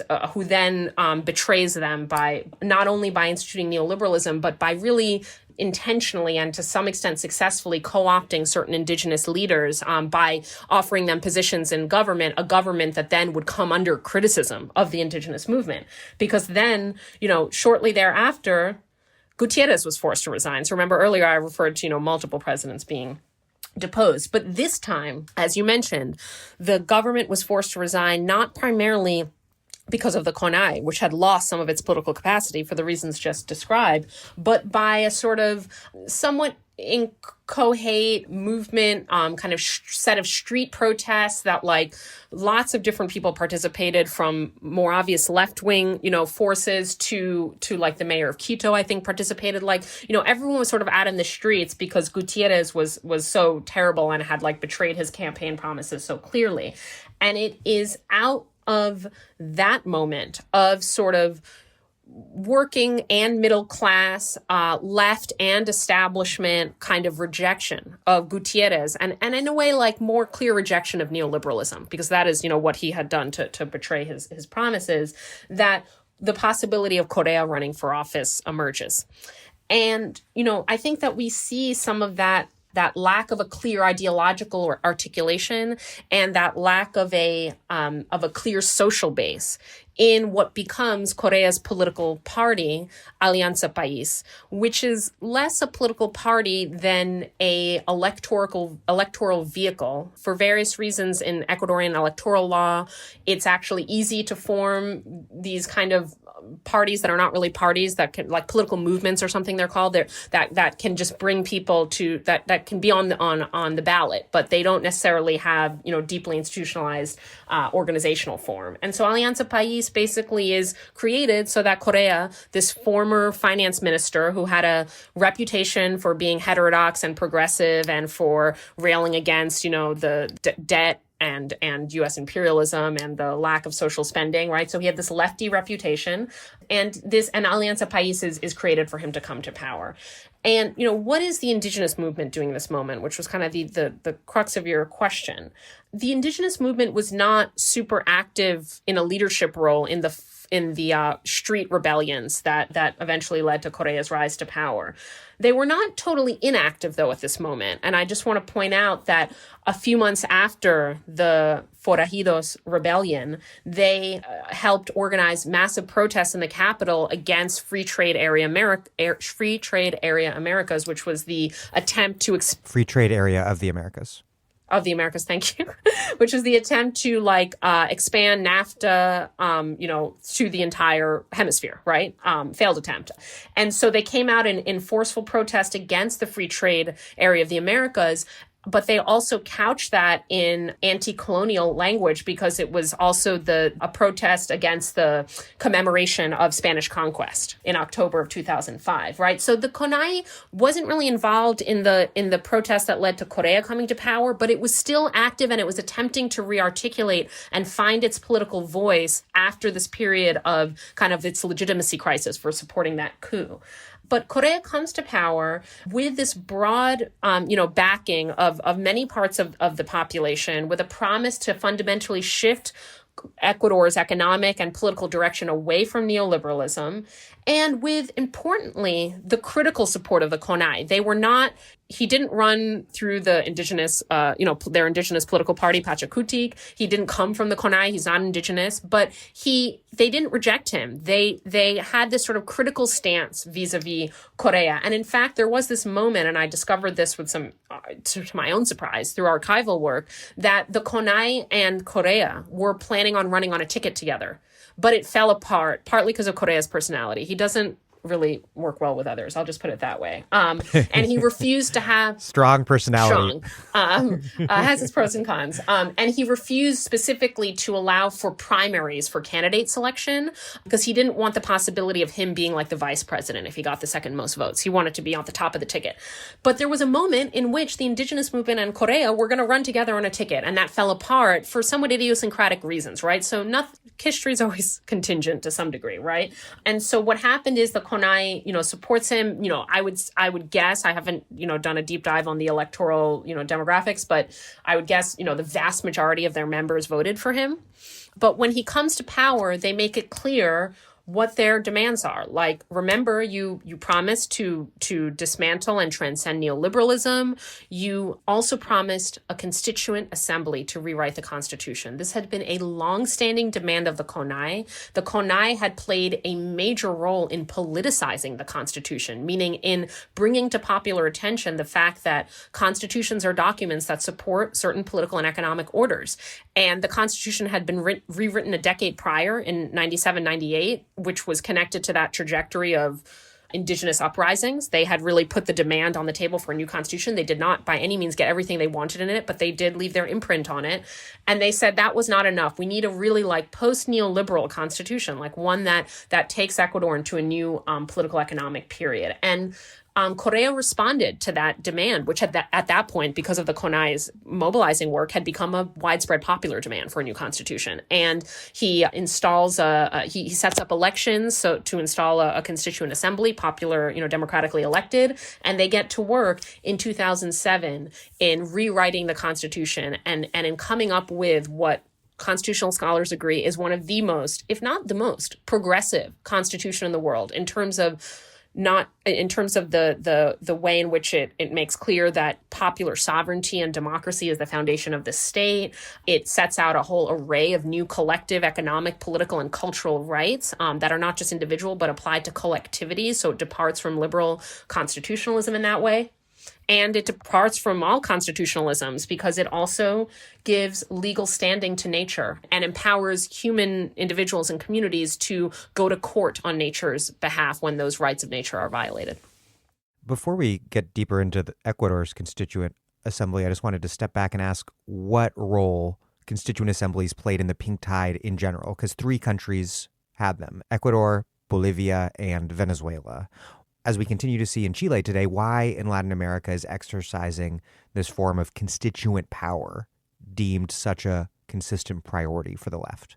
Yeah, I really just want to recommend the work of another scholar on this point, and then I'll answer the question. But Angelica Bernal has written really beautifully on constituent politics in Latin America and specifically on the pink tide moment of those constituent politics. And I think that part of answering your question is just getting outside of the blinders of American exceptionalism, which, really affects all of our viewpoints, even on the left. And so I think in the U.S. it seems so odd and unusual and dramatic to rewrite the Constitution because we've been living under this document for hundreds of years. And even on the left, there are rarely calls, or not recently at least. I think maybe historically there were, and I know Aziz Rana is working on this right now in his new book. But in the contemporary left, I don't see calls to rewrite the Constitution.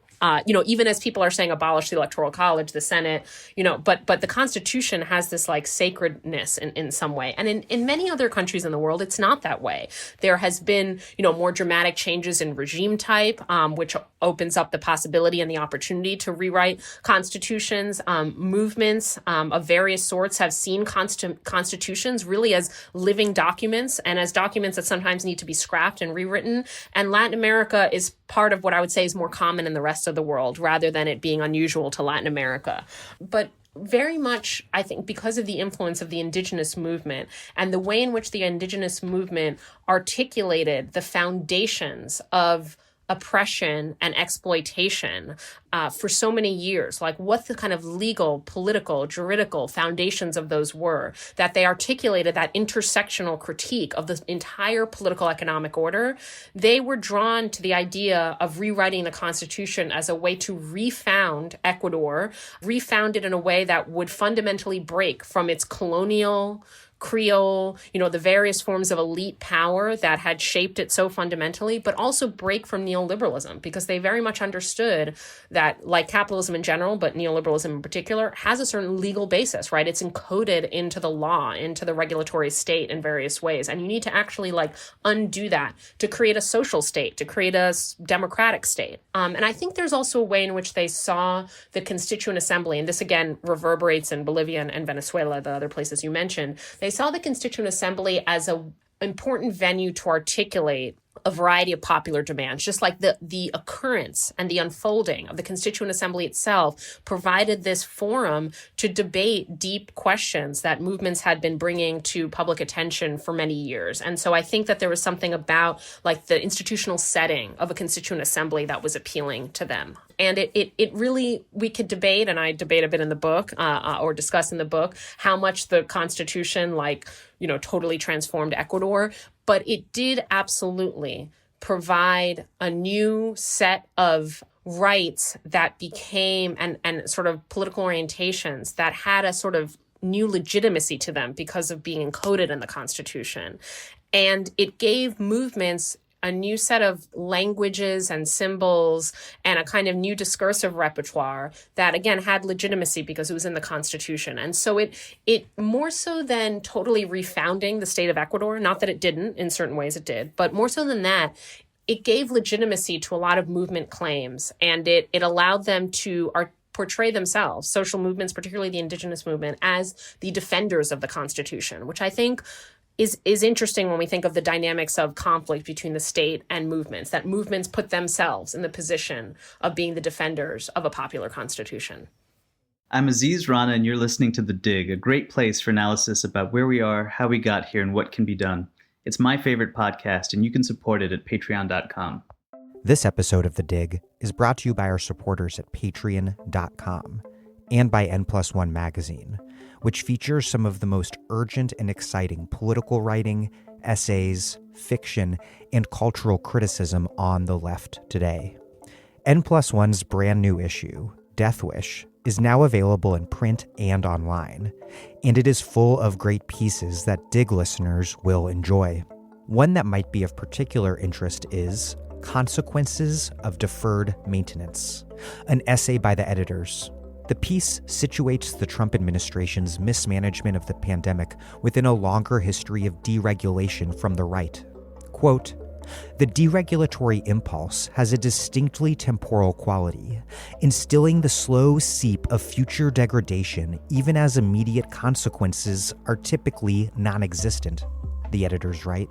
Killing long days by walking across New York's many structurally deficient bridges, it occurred to us that this is how COVID has felt too. Even if deregulation is only one of a litany of factors that led to the US's inability to respond to the pandemic in a responsible or even minimally humane way. This month, Dig listeners can take 25% off a subscription at n+1mag.com/thedig. Enter The Dig at checkout. The Dig, one word, no spaces, THEDIG. Enter that at checkout to get 3 issues delivered in the mail, plus full access to the magazine's online archive, all for less than $3 a month. That's NPLUSONEMAG.com/thedig. Enter The Dig at checkout. Ecuador's Constituent Assembly, quote, provided a venue for the articulation of 2 political projects, a nascent anti-extractivism and radical resource nationalism. The final text of the 2008 Constitution retains vestiges of both. It empowers communities affected by extraction, and it grants rights to nature. It also asserts the state's exclusive control over subsoil resources and biodiversity itself. When the assembly was convened, resource extraction did not yet divide the left. But soon after it convened, it did. How did this divide begin to emerge in the assembly's debates? And then how did those debates shape the divides and conflicts that would follow, particularly over what it meant to exercise democratic control over Correa's proposed creation of a large-scale mining sector? So in contrast, I think, to some of the ways that some other scholars study these constituent moments, right? These moments of refounding, of reauthorization, of creating a new basis of political legitimacy. I think of these moments, and I think it's very clear in the case of Ecuador, but I think we could go elsewhere with this analysis, as like opening rather than closing political questions. What it does is create a new terrain, a new set of terms that are available, new sources of legitimacy that different actors can claim. So it's like the beginning of a new cycle of contention rather than the closing and settling of a cycle of contention, right? And so this is very much the case in the Constituent Assembly in Ecuador, where these big questions were raised, as I mentioned, and in large part because of the intellectual influence of the national indigenous movement. These questions of what is the relationship between the state and the nation? Big question. Like, is there, where you think of the nation state, like there's a single nation and there's a state, or a single national people and a single political apparatus. Well, the CONAI disagreed with that. They said, we live in a plurinational state. There's one state, sure, but there are many different nations that it represents and interacts with. So plurinationalism was a term that the CONAI sort of imported into the Constituent Assembly. Another was, in Quechua, it's Sumacausai, in Spanish it's Buen Vivir, and in English it's living well, which is this concept that is in opposition and in critique of traditional forms of development and developmentalism, that the goal should not be economic growth or endless accumulation or consumerism. The goal should be living well, should be some kind of harmony within human communities and between human communities and nature, right? So that was another big set of debates and these terms made it in, to the final document, but they made it into it through a set of political conflicts that in some cases divided members of Alianza País, Correa's party, against one another. And so one of the interesting points of conflict that I dwell on a lot in the book that split apart members of Alianza País was this question of how much power should local communities have over resource extraction. So again, you see the beginnings of extraction becoming this intra-left kind of divisive issue. And some members of Alianza País and also members of the Indigenous party that I mentioned earlier, Pachacutic and some other left parties, wanted a really strong form of local territorial autonomy in which directly affected communities would not just have to be consulted if a extractive firm or the state wanted to extract resources in their territory, but they would have to give their consent, prior consent. But the majority of Alianza País supported what the president supported, and he actually intervened a lot on this question and helped kind of whip his votes, which was that they should be just consulted, and not only just consulted, but ultimately the state really has the ultimate authority there, and that's how the clause is written. So these fissures open up over the relationship between state and nation, humans and nature, local and national, and they all hinge, or they increasingly hinge, on the question of what movements begin to call extractivism, which is what they begin to name the political economic system that they live under. They stop talking about neoliberalism as much, and they begin to talk about extractivism, because for them, neoliberalism lost some of its critical traction when the Correa government self-identified as not just post-neoliberal, but socialist. And so they said, well, if a post-neoliberal government is going to push for extraction, which it did, especially after the Constituent Assembly, which we can get to, if they're going to push for extraction, then there must be a deeper problem that also can infect left-wing governments. And that problem is extractivism.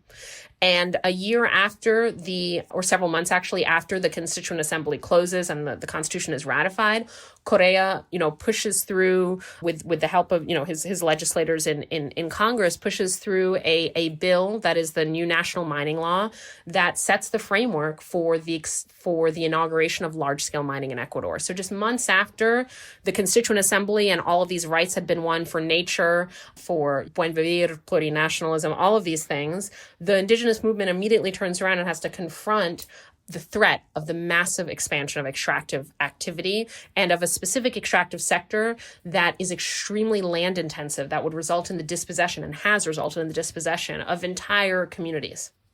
And they do so by embracing the Constitution as their own, even after the CONAI only critically supported the referendum approving the Constitution. They had a Sí Crítico campaign.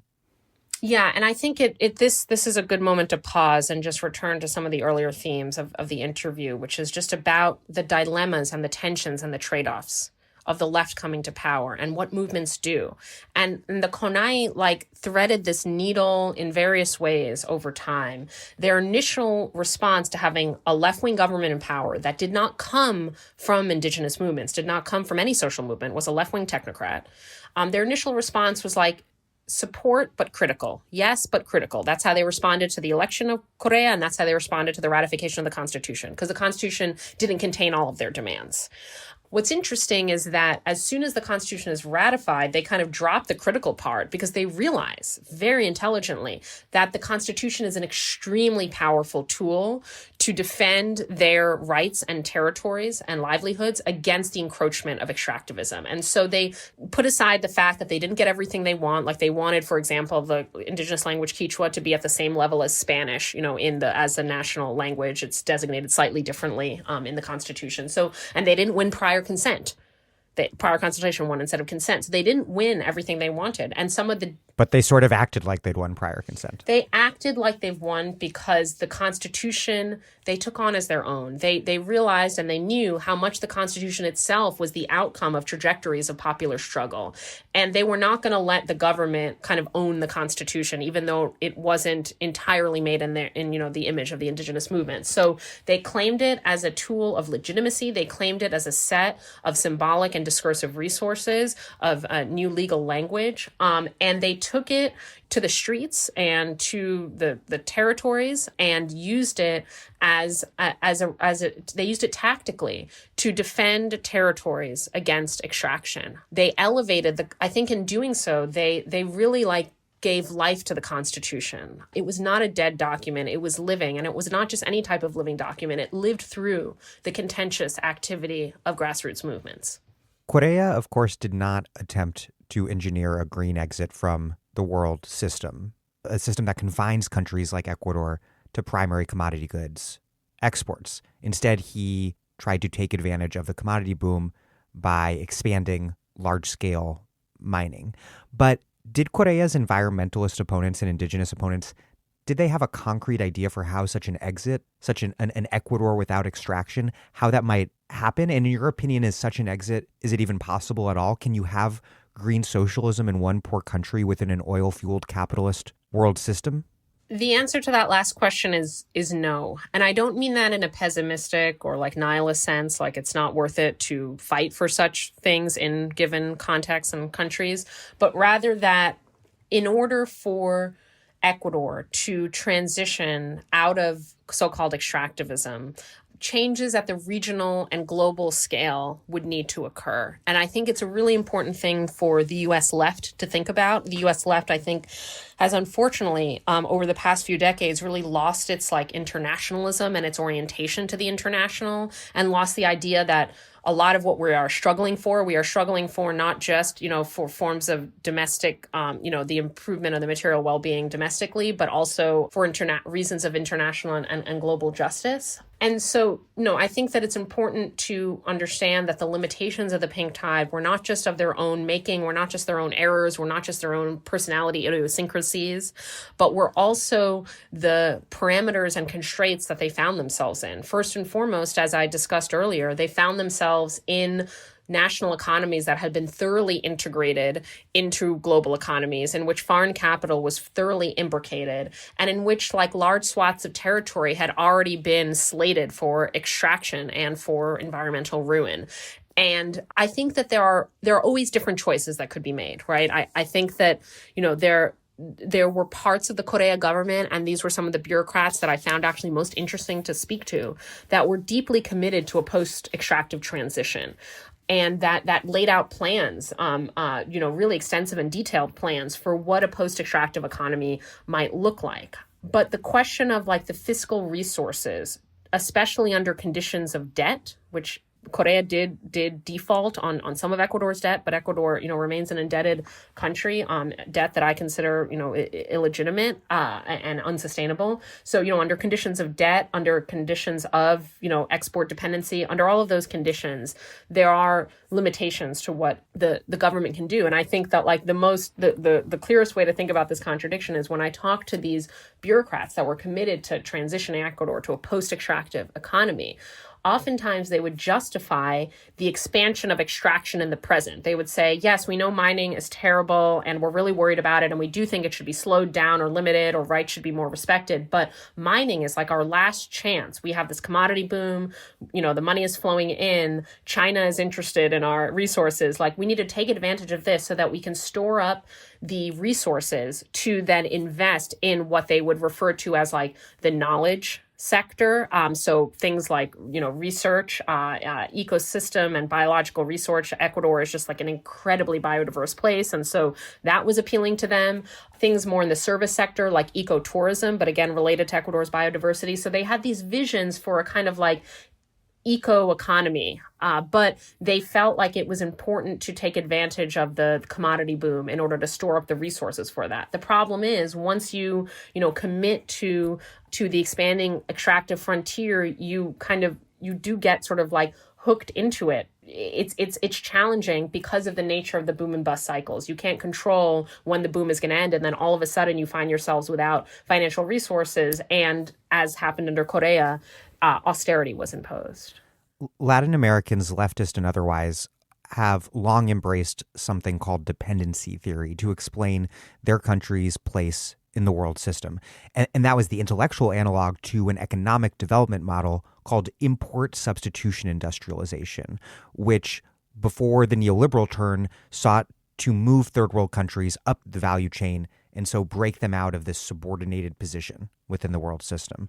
How was ISI displaced by neoliberalism decades ago, and why was it that the pink tide failed to revive that model or something like it? You write, quote, "Fundamentally, if in the mid-century variant of developmentalism the goal was rapid industrialization, which would progressively reduce the share of the economy occupied by extraction while climbing the ladder of economic sophistication, the neo-developmentalism of the pink tide made peace with service sector-dominated labor markets and prioritized extraction over manufacturing.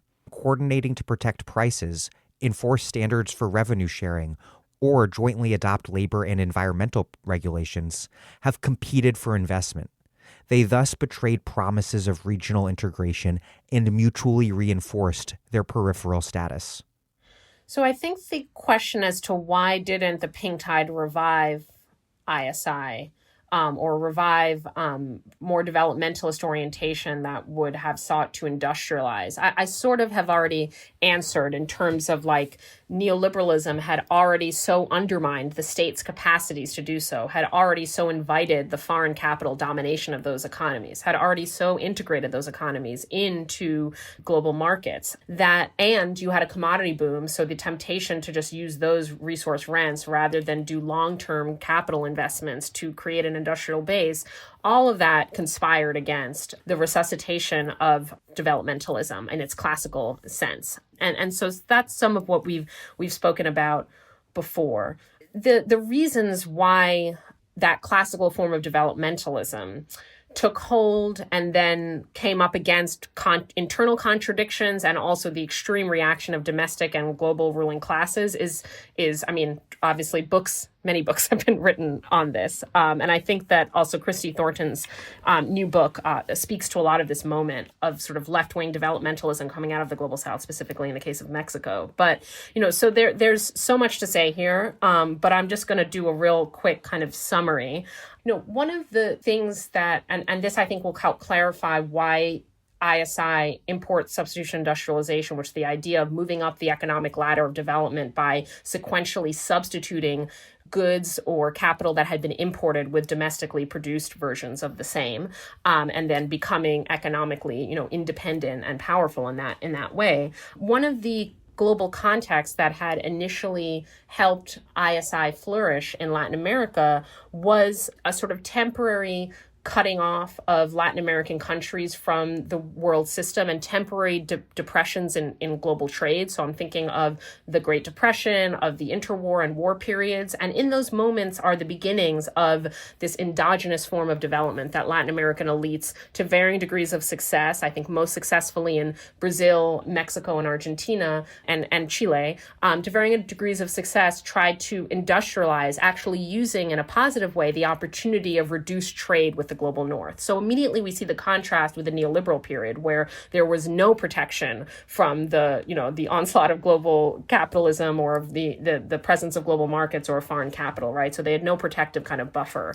ISI, there's a lot to say about why it ultimately kind of foundered and why it was replaced by neoliberalism. Some of this is a political story, which I've referred to earlier, which is that the domestic ruling classes, in concert also with with the U.S. with foreign capital, really eventually came to see ISI as a threat in certain contexts, because it did result in or occasion a more organized working class. You have the development of manufacturing, you have industrial workers unions, and you have more popular power, economic and political, that came along with that. And so that sort of began to be more threatening to ruling classes. And I'm simplifying a lot here, but part of the story of all of those right-wing dictatorships that we mentioned earlier was the story of a reaction to both developmentalism and, in certain contexts, like attempts at sort of social democratic reforms. And then, of course, like outright socialism in the case of Allende in Chile. So you have a dictatorship, a right-wing dictatorship, and this is clearest in Chile and Argentina, that just breaks with that ISI tradition and switches to neoliberalism. In other cases, in Brazil, you also had a dictatorship come to power in 1964, but that dictatorship for a while continued with ISI. In fact, that dictatorship came out of the upper echelons of the political and economic and military technocracy that had implemented ISI. But what happened in Brazil, and again, I'm simplifying, and I really recommend the classic work by Guillermo O'Donnell on the case of Brazil and Argentina as well, is that ISI entered into some of its own internal contradictions. As I mentioned earlier, ISI was about sort of moving up the ladder of economic value and development, so that you eventually produce like value-added manufactured goods and capital-intensive, technologically sophisticated goods, like cars, steel. But you start with like the lower tech consumer goods, right? Like, processed food or textiles or things like that, right? So you kind of move up this ladder. And the issue with ISI is sort of twofold. One is like, throughout ISI, you still need to import things, but what you need to import becomes like increasingly expensive, because you need to import the technology and the capital goods in order to produce these more sophisticated products, and you get yourself more and more into debt. It's like a chicken and egg problem that is created by the conditions of global capitalism and the legacies of colonialism, right? And so you have that issue. And then you also have internally in these countries a dependency of the industrial sector on the agricultural and other export sectors. And those export sectors are important because they bring in the foreign currency that then is spent on capital imports, right? But if anything happens to those global markets, like we've been discussing throughout this interview, if the global markets for those primary commodities take a nosedive, you suddenly don't have the needed foreign reserves. And then there are also difficult political relationships, because the agro-exporting elites tend to be more conservative. They're not in love with being in alliance with the industrialists, because that also puts them in kind of indirect alliance with also like workers' unions. And so there are all sorts of political dilemmas to the sort of ISI coalition. And so there's external, internal, economic and political reasons that ISI kind of comes to a close. And then the stage for neoliberal hegemony is then set. How do these more recent conflicts over whether to extract fit into a longer history that's so often before the neoliberal turn, including during the heyday of ISI, that made energy and extraction workers such a powerful and militant vanguard of organized labor and of just popular struggles around the world? Miners in West Virginia, Bolivia, the UK, oil workers in Iraq all come to mind. What does this reveal about the role played by energy in particular, or maybe extraction more generally in capitalism, or perhaps any mode of production? And what accounts for oil workers and miners in the past finding themselves at the vanguard of such broad movements, while more recently, including in your book, anti-extractive movements have found themselves boxed in and relatively marginalized, while extraction workers are relatively powerless? I think this is a really interesting question of the relationship between extraction and capitalism on the one hand, and then on the other hand, extraction and militant forms of critique and resistance, both labor and also indigenous, as we've been discussing.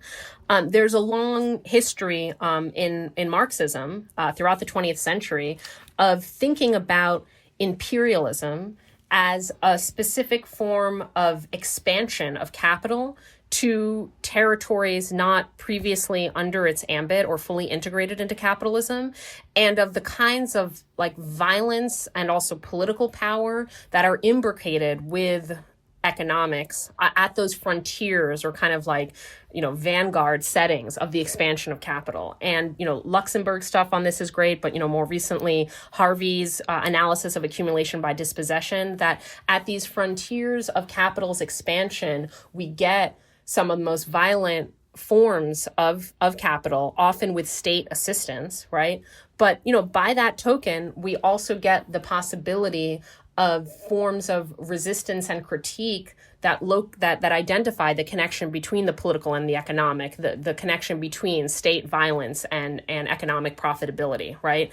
And, I think that we can see in all sorts of places and contexts in the world in extractive economies, particularly radical forms of politics. Sometimes those take the form of labor politics. And again, Timothy Mitchell's book, Carbon Democracy, is great here. And that's less about accumulation by dispossession and the sort of like physical frontiers of capitalism, and more about how extraction, and particularly energy extraction, so coal in this case, is such a central node of the industrializing capitalist economy in the 19th and early 20th centuries, that labor has a particular power because it's working at a choke point of the whole system, right? So that's another way in which extraction can be politicized and be the venue for radical forms of grassroots power because of its importance to the system as a whole.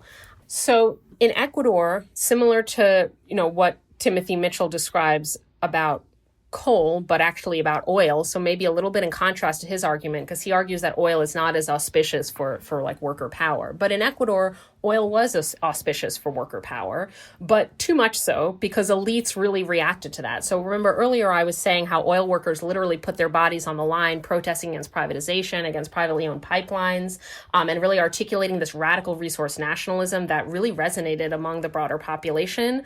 They faced severe repression, criminalization, people being jailed, accusations of terrorism. And there was a way in which that elite counter-reaction to radical resource nationalism really undermined the political power of radical resource nationalism. It just lost some of its most important leaders and articulators.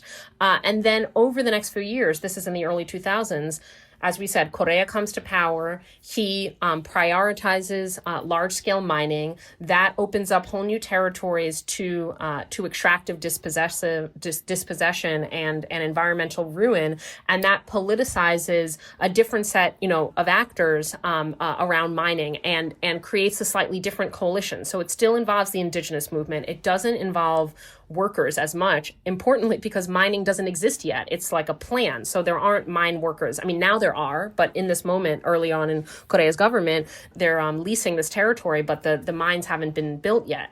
And then you will have local anti-mining groups that flourish, and new coalitions between radical environmentalists, local anti-mining groups, which sometimes are indigenous, sometimes don't self-identify that way, including of like local farmers that are worried about the effect of mining on water and on their crops and livestock. And then the indigenous movement, which had this long-standing various critiques of extraction, right? So out of that new kind of coalition that relates to the distinct territoriality and dynamics of a new extractive sector, you have this wholesale critique of extraction and rejection of extraction. And so you have this shift from radical resource nationalism to anti-extractivism, right? Drawing on those prior symbolic and tactical resources of the Amazonian indigenous groups that had began to protest oil more militantly in the 1990s, drawing on the new language of the Constitution that endows local communities and indigenous collectivities and nature with new rights, and drawing on also a transnational kind of diffusion of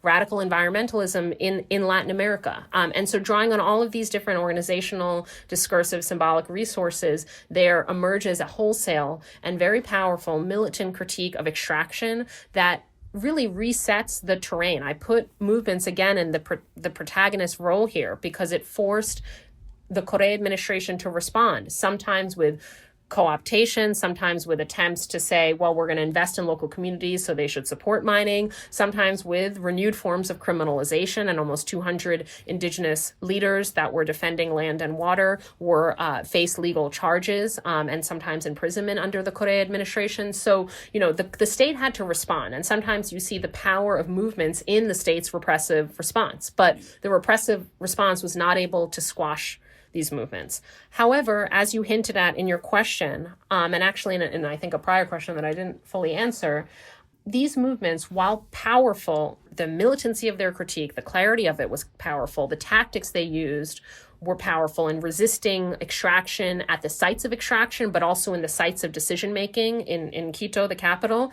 So it was, had these different kind of territorial kind of angles to their protest, and in forging some new alliances. As I mentioned, there was a limitation of this movement, which is that it was deeply based and rooted in the experience and grievances of communities that would be directly affected by extractive projects.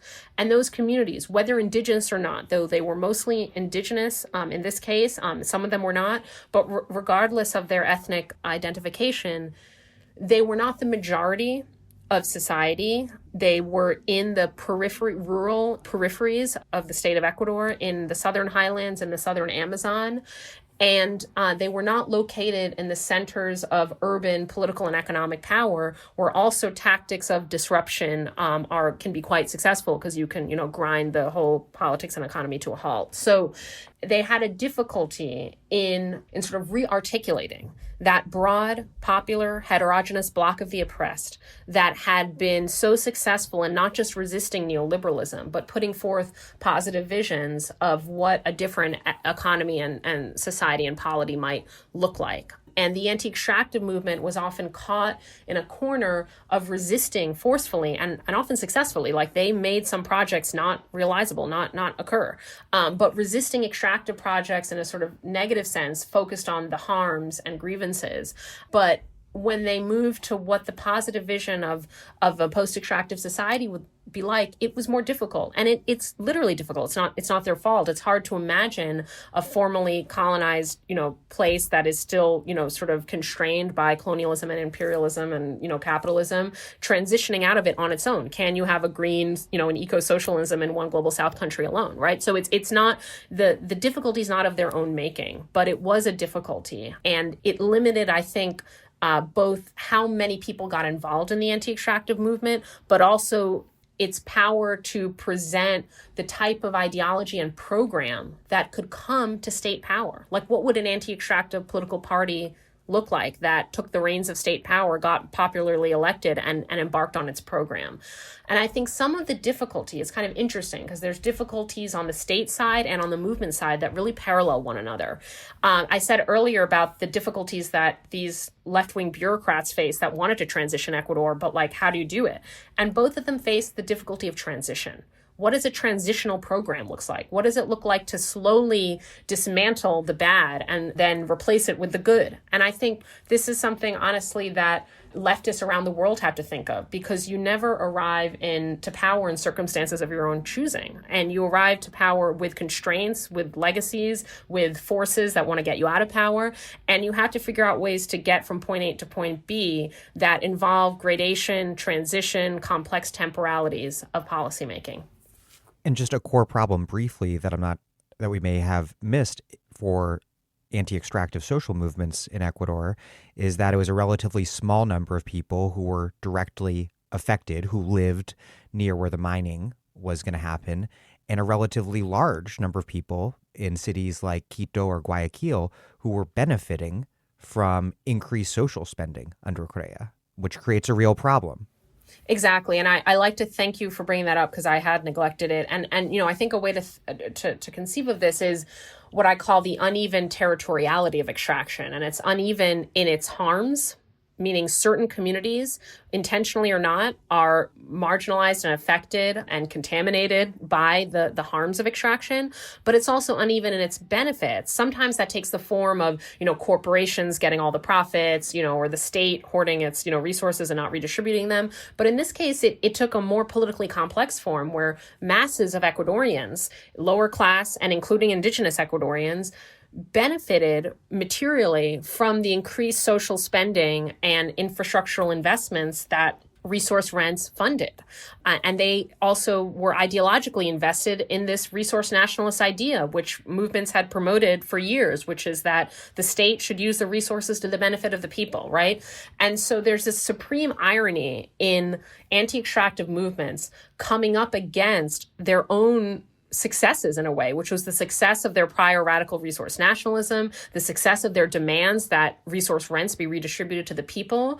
But then in the face of those successes, anti-extractive movements radicalized around a new pole of conflict, which was the question of extraction itself.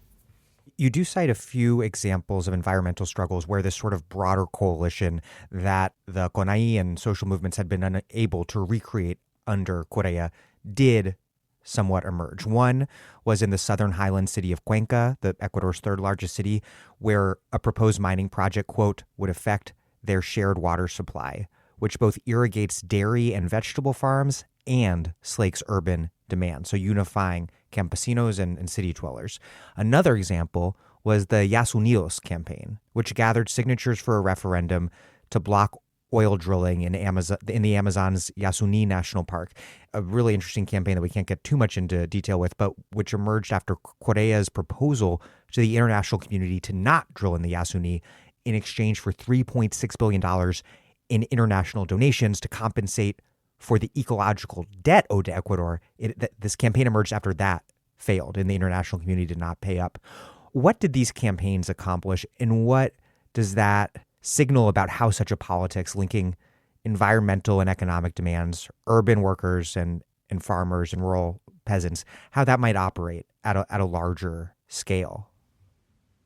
So scale is exactly the question here. So, the uneven territoriality of extraction, as I referred to, enables the political power of directly affected communities. Those directly affected communities located at the immediate sites of extraction, their political power rests in the same kind of power that workers have in a factory. It is their leverage to disrupt the circuits of extraction at their source. Just like when workers go on strike, they disrupt the production and accumulation of capital at its source, right? And so local communities have that kind of power in this, territorially uneven extractive economy. But the flip side of that is the limit, which is that you need more than local communities to create a mass program for post-extractive, left political force. And so in a way, in an unintended way, there was a kind of reproduction of that uneven territoriality of extraction in the tactics of anti-extractive movements, right? That kind of, they hem themselves in certain ways.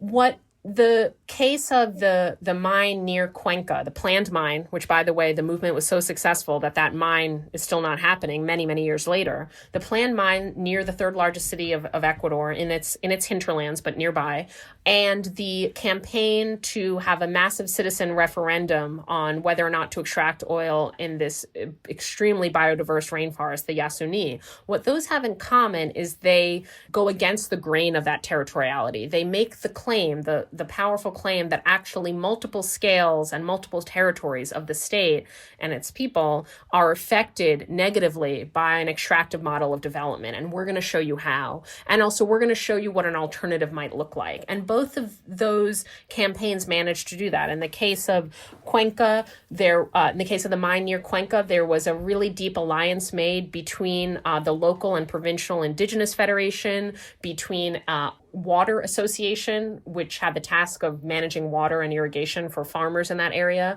and between urban environmentalists that, for varying but complementary reasons, all opposed a mine that might contaminate the water system that both farmers and consumers and other economic sectors depended on. And they had a strong enough coalition that they were able to stall and potentially forever stop that mining project, right? And so you can see the different constituencies involved, the different types of arguments that they made, and that's what lent it. And the fact that it was not just in the locally affected community, it went all the way to the urban, this large city. And then in the case of Yasuni, I'll be quicker, but what's amazing about it is how they brought a proposal, which, by the way, was originally Correa's proposal, but had failed because the international community refused to pay the money that he was asking for them to not extract oil in the Yasuni. He abandoned it and decided to extract oil.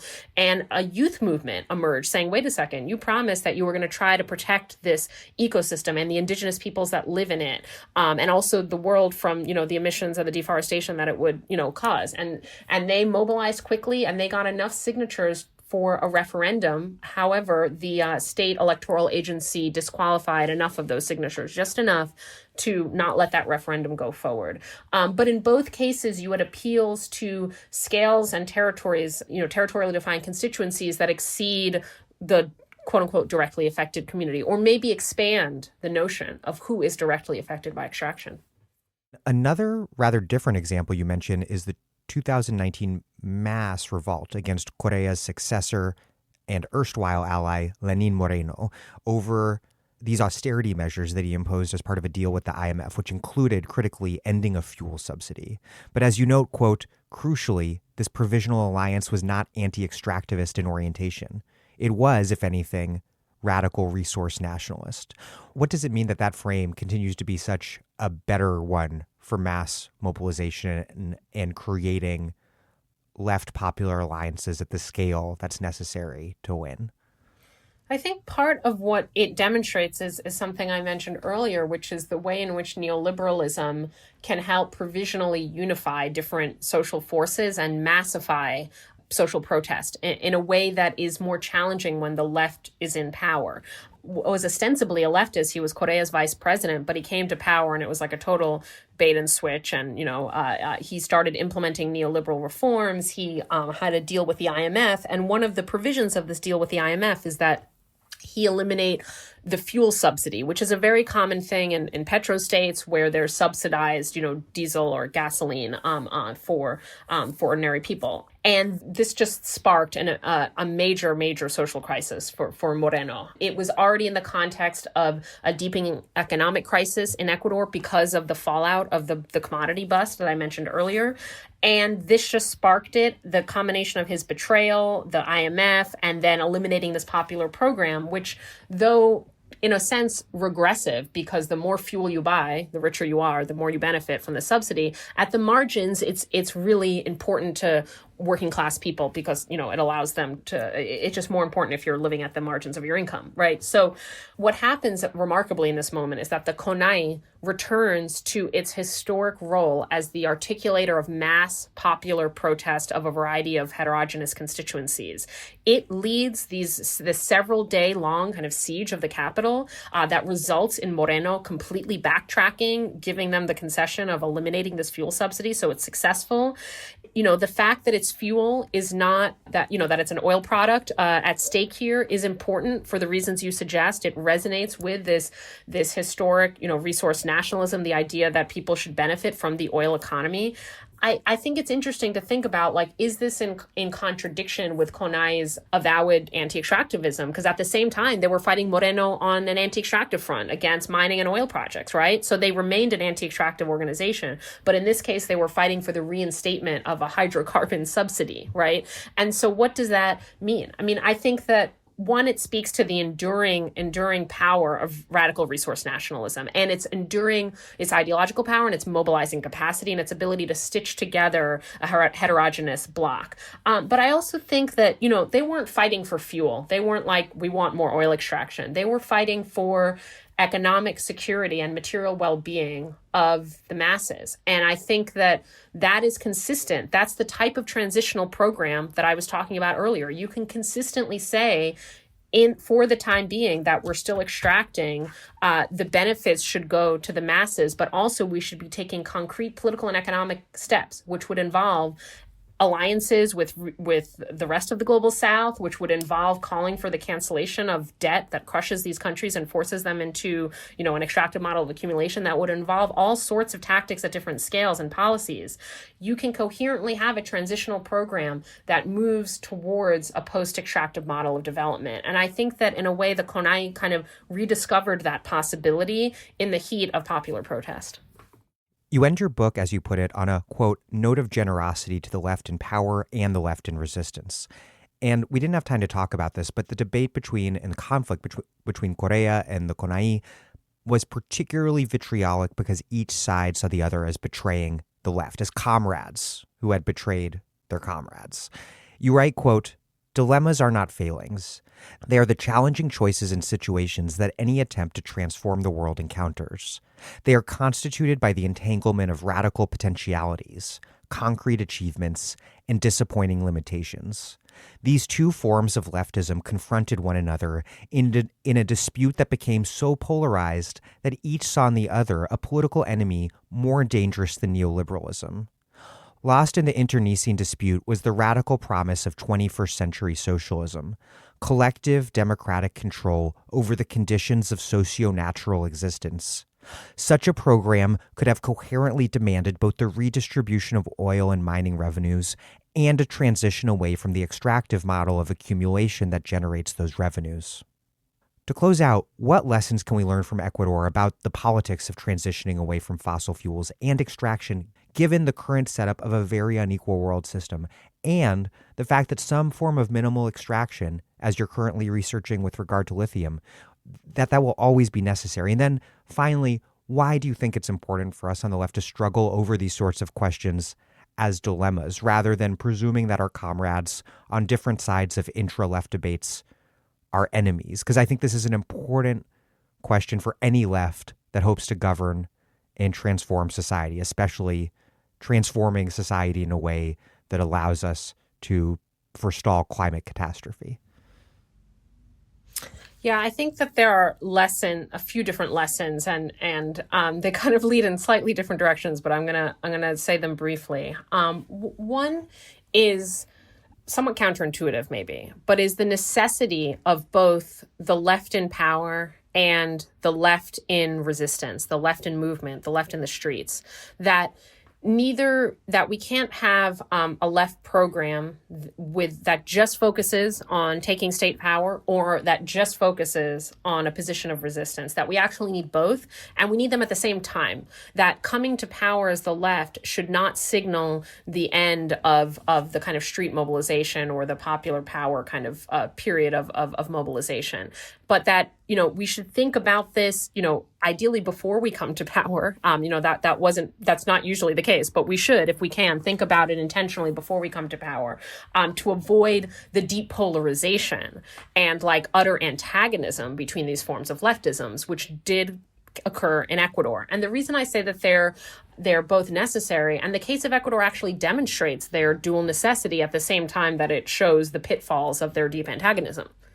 And they were both necessary because what did the left in power achieve? It achieved a dramatic advance and uplifting of the material conditions of the majority of Ecuadorians, not seen in Ecuador ever before. How much poverty was reduced, inequality was reduced. Now, of course, that foundered, or at least got much trickier to maintain with the end of the commodity boom. So it shows the problems of the extractive model of development. I'll come back to that in a moment. But major achievements were made.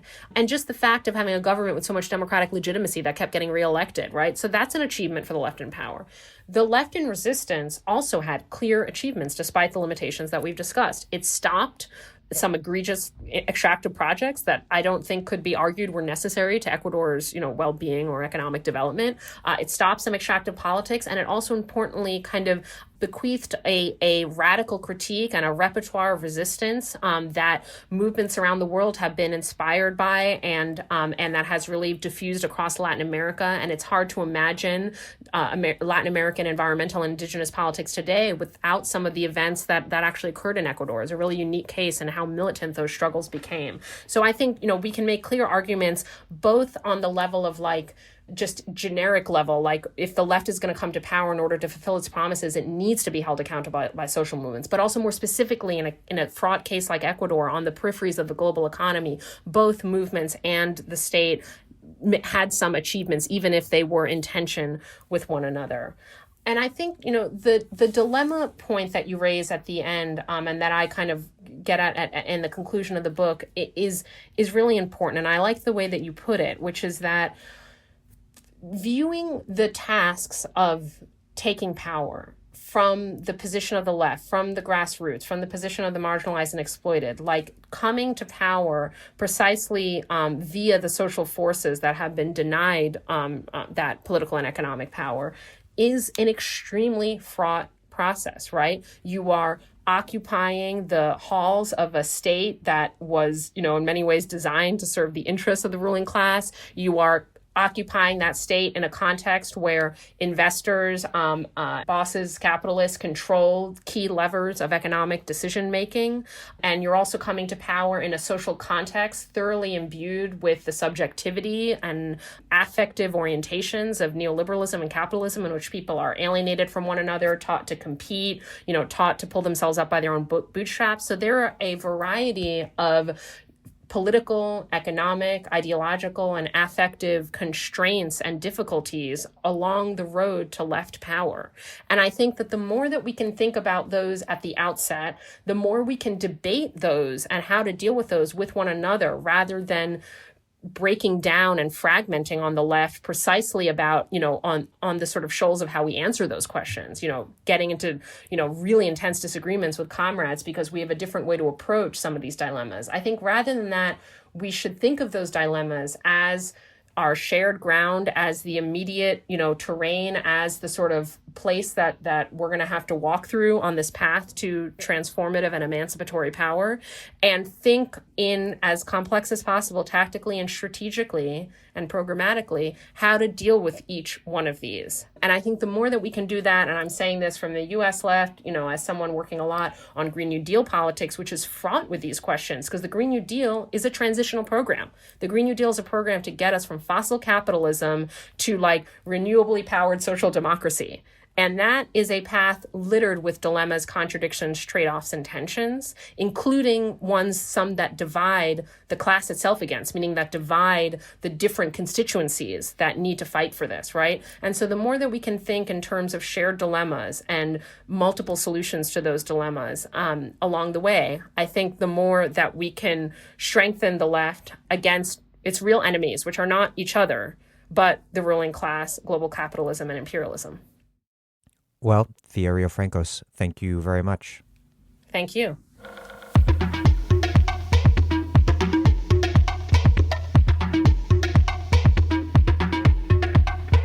Thea Riofrancos is a professor of political science at Providence College and a Radcliffe Institute fellow. She serves on DSA's Green New Deal campaign committee and is a co-author of A Planet to Win: Why We Need a Green New Deal. She is the author of Resource Radicals: From Petro-Nationalism to Post-Extractivism in Ecuador.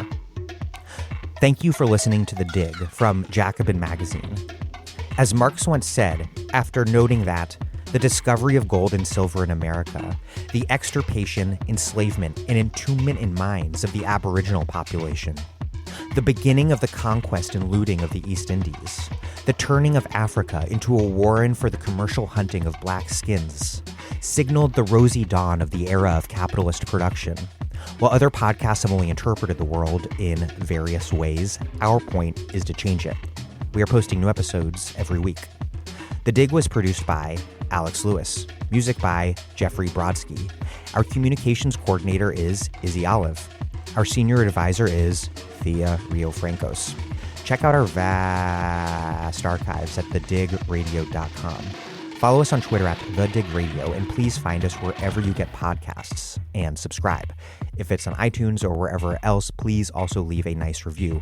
Those reviews ostensibly help introduce us to new listeners, but what really and truly does that is you just telling other people to listen to the show, why you like it, etc. Please make propaganda for us, and do find us at patreon.com/thedig and make a monthly contribution to keep this operation up and running strong. Even a few bucks is huge.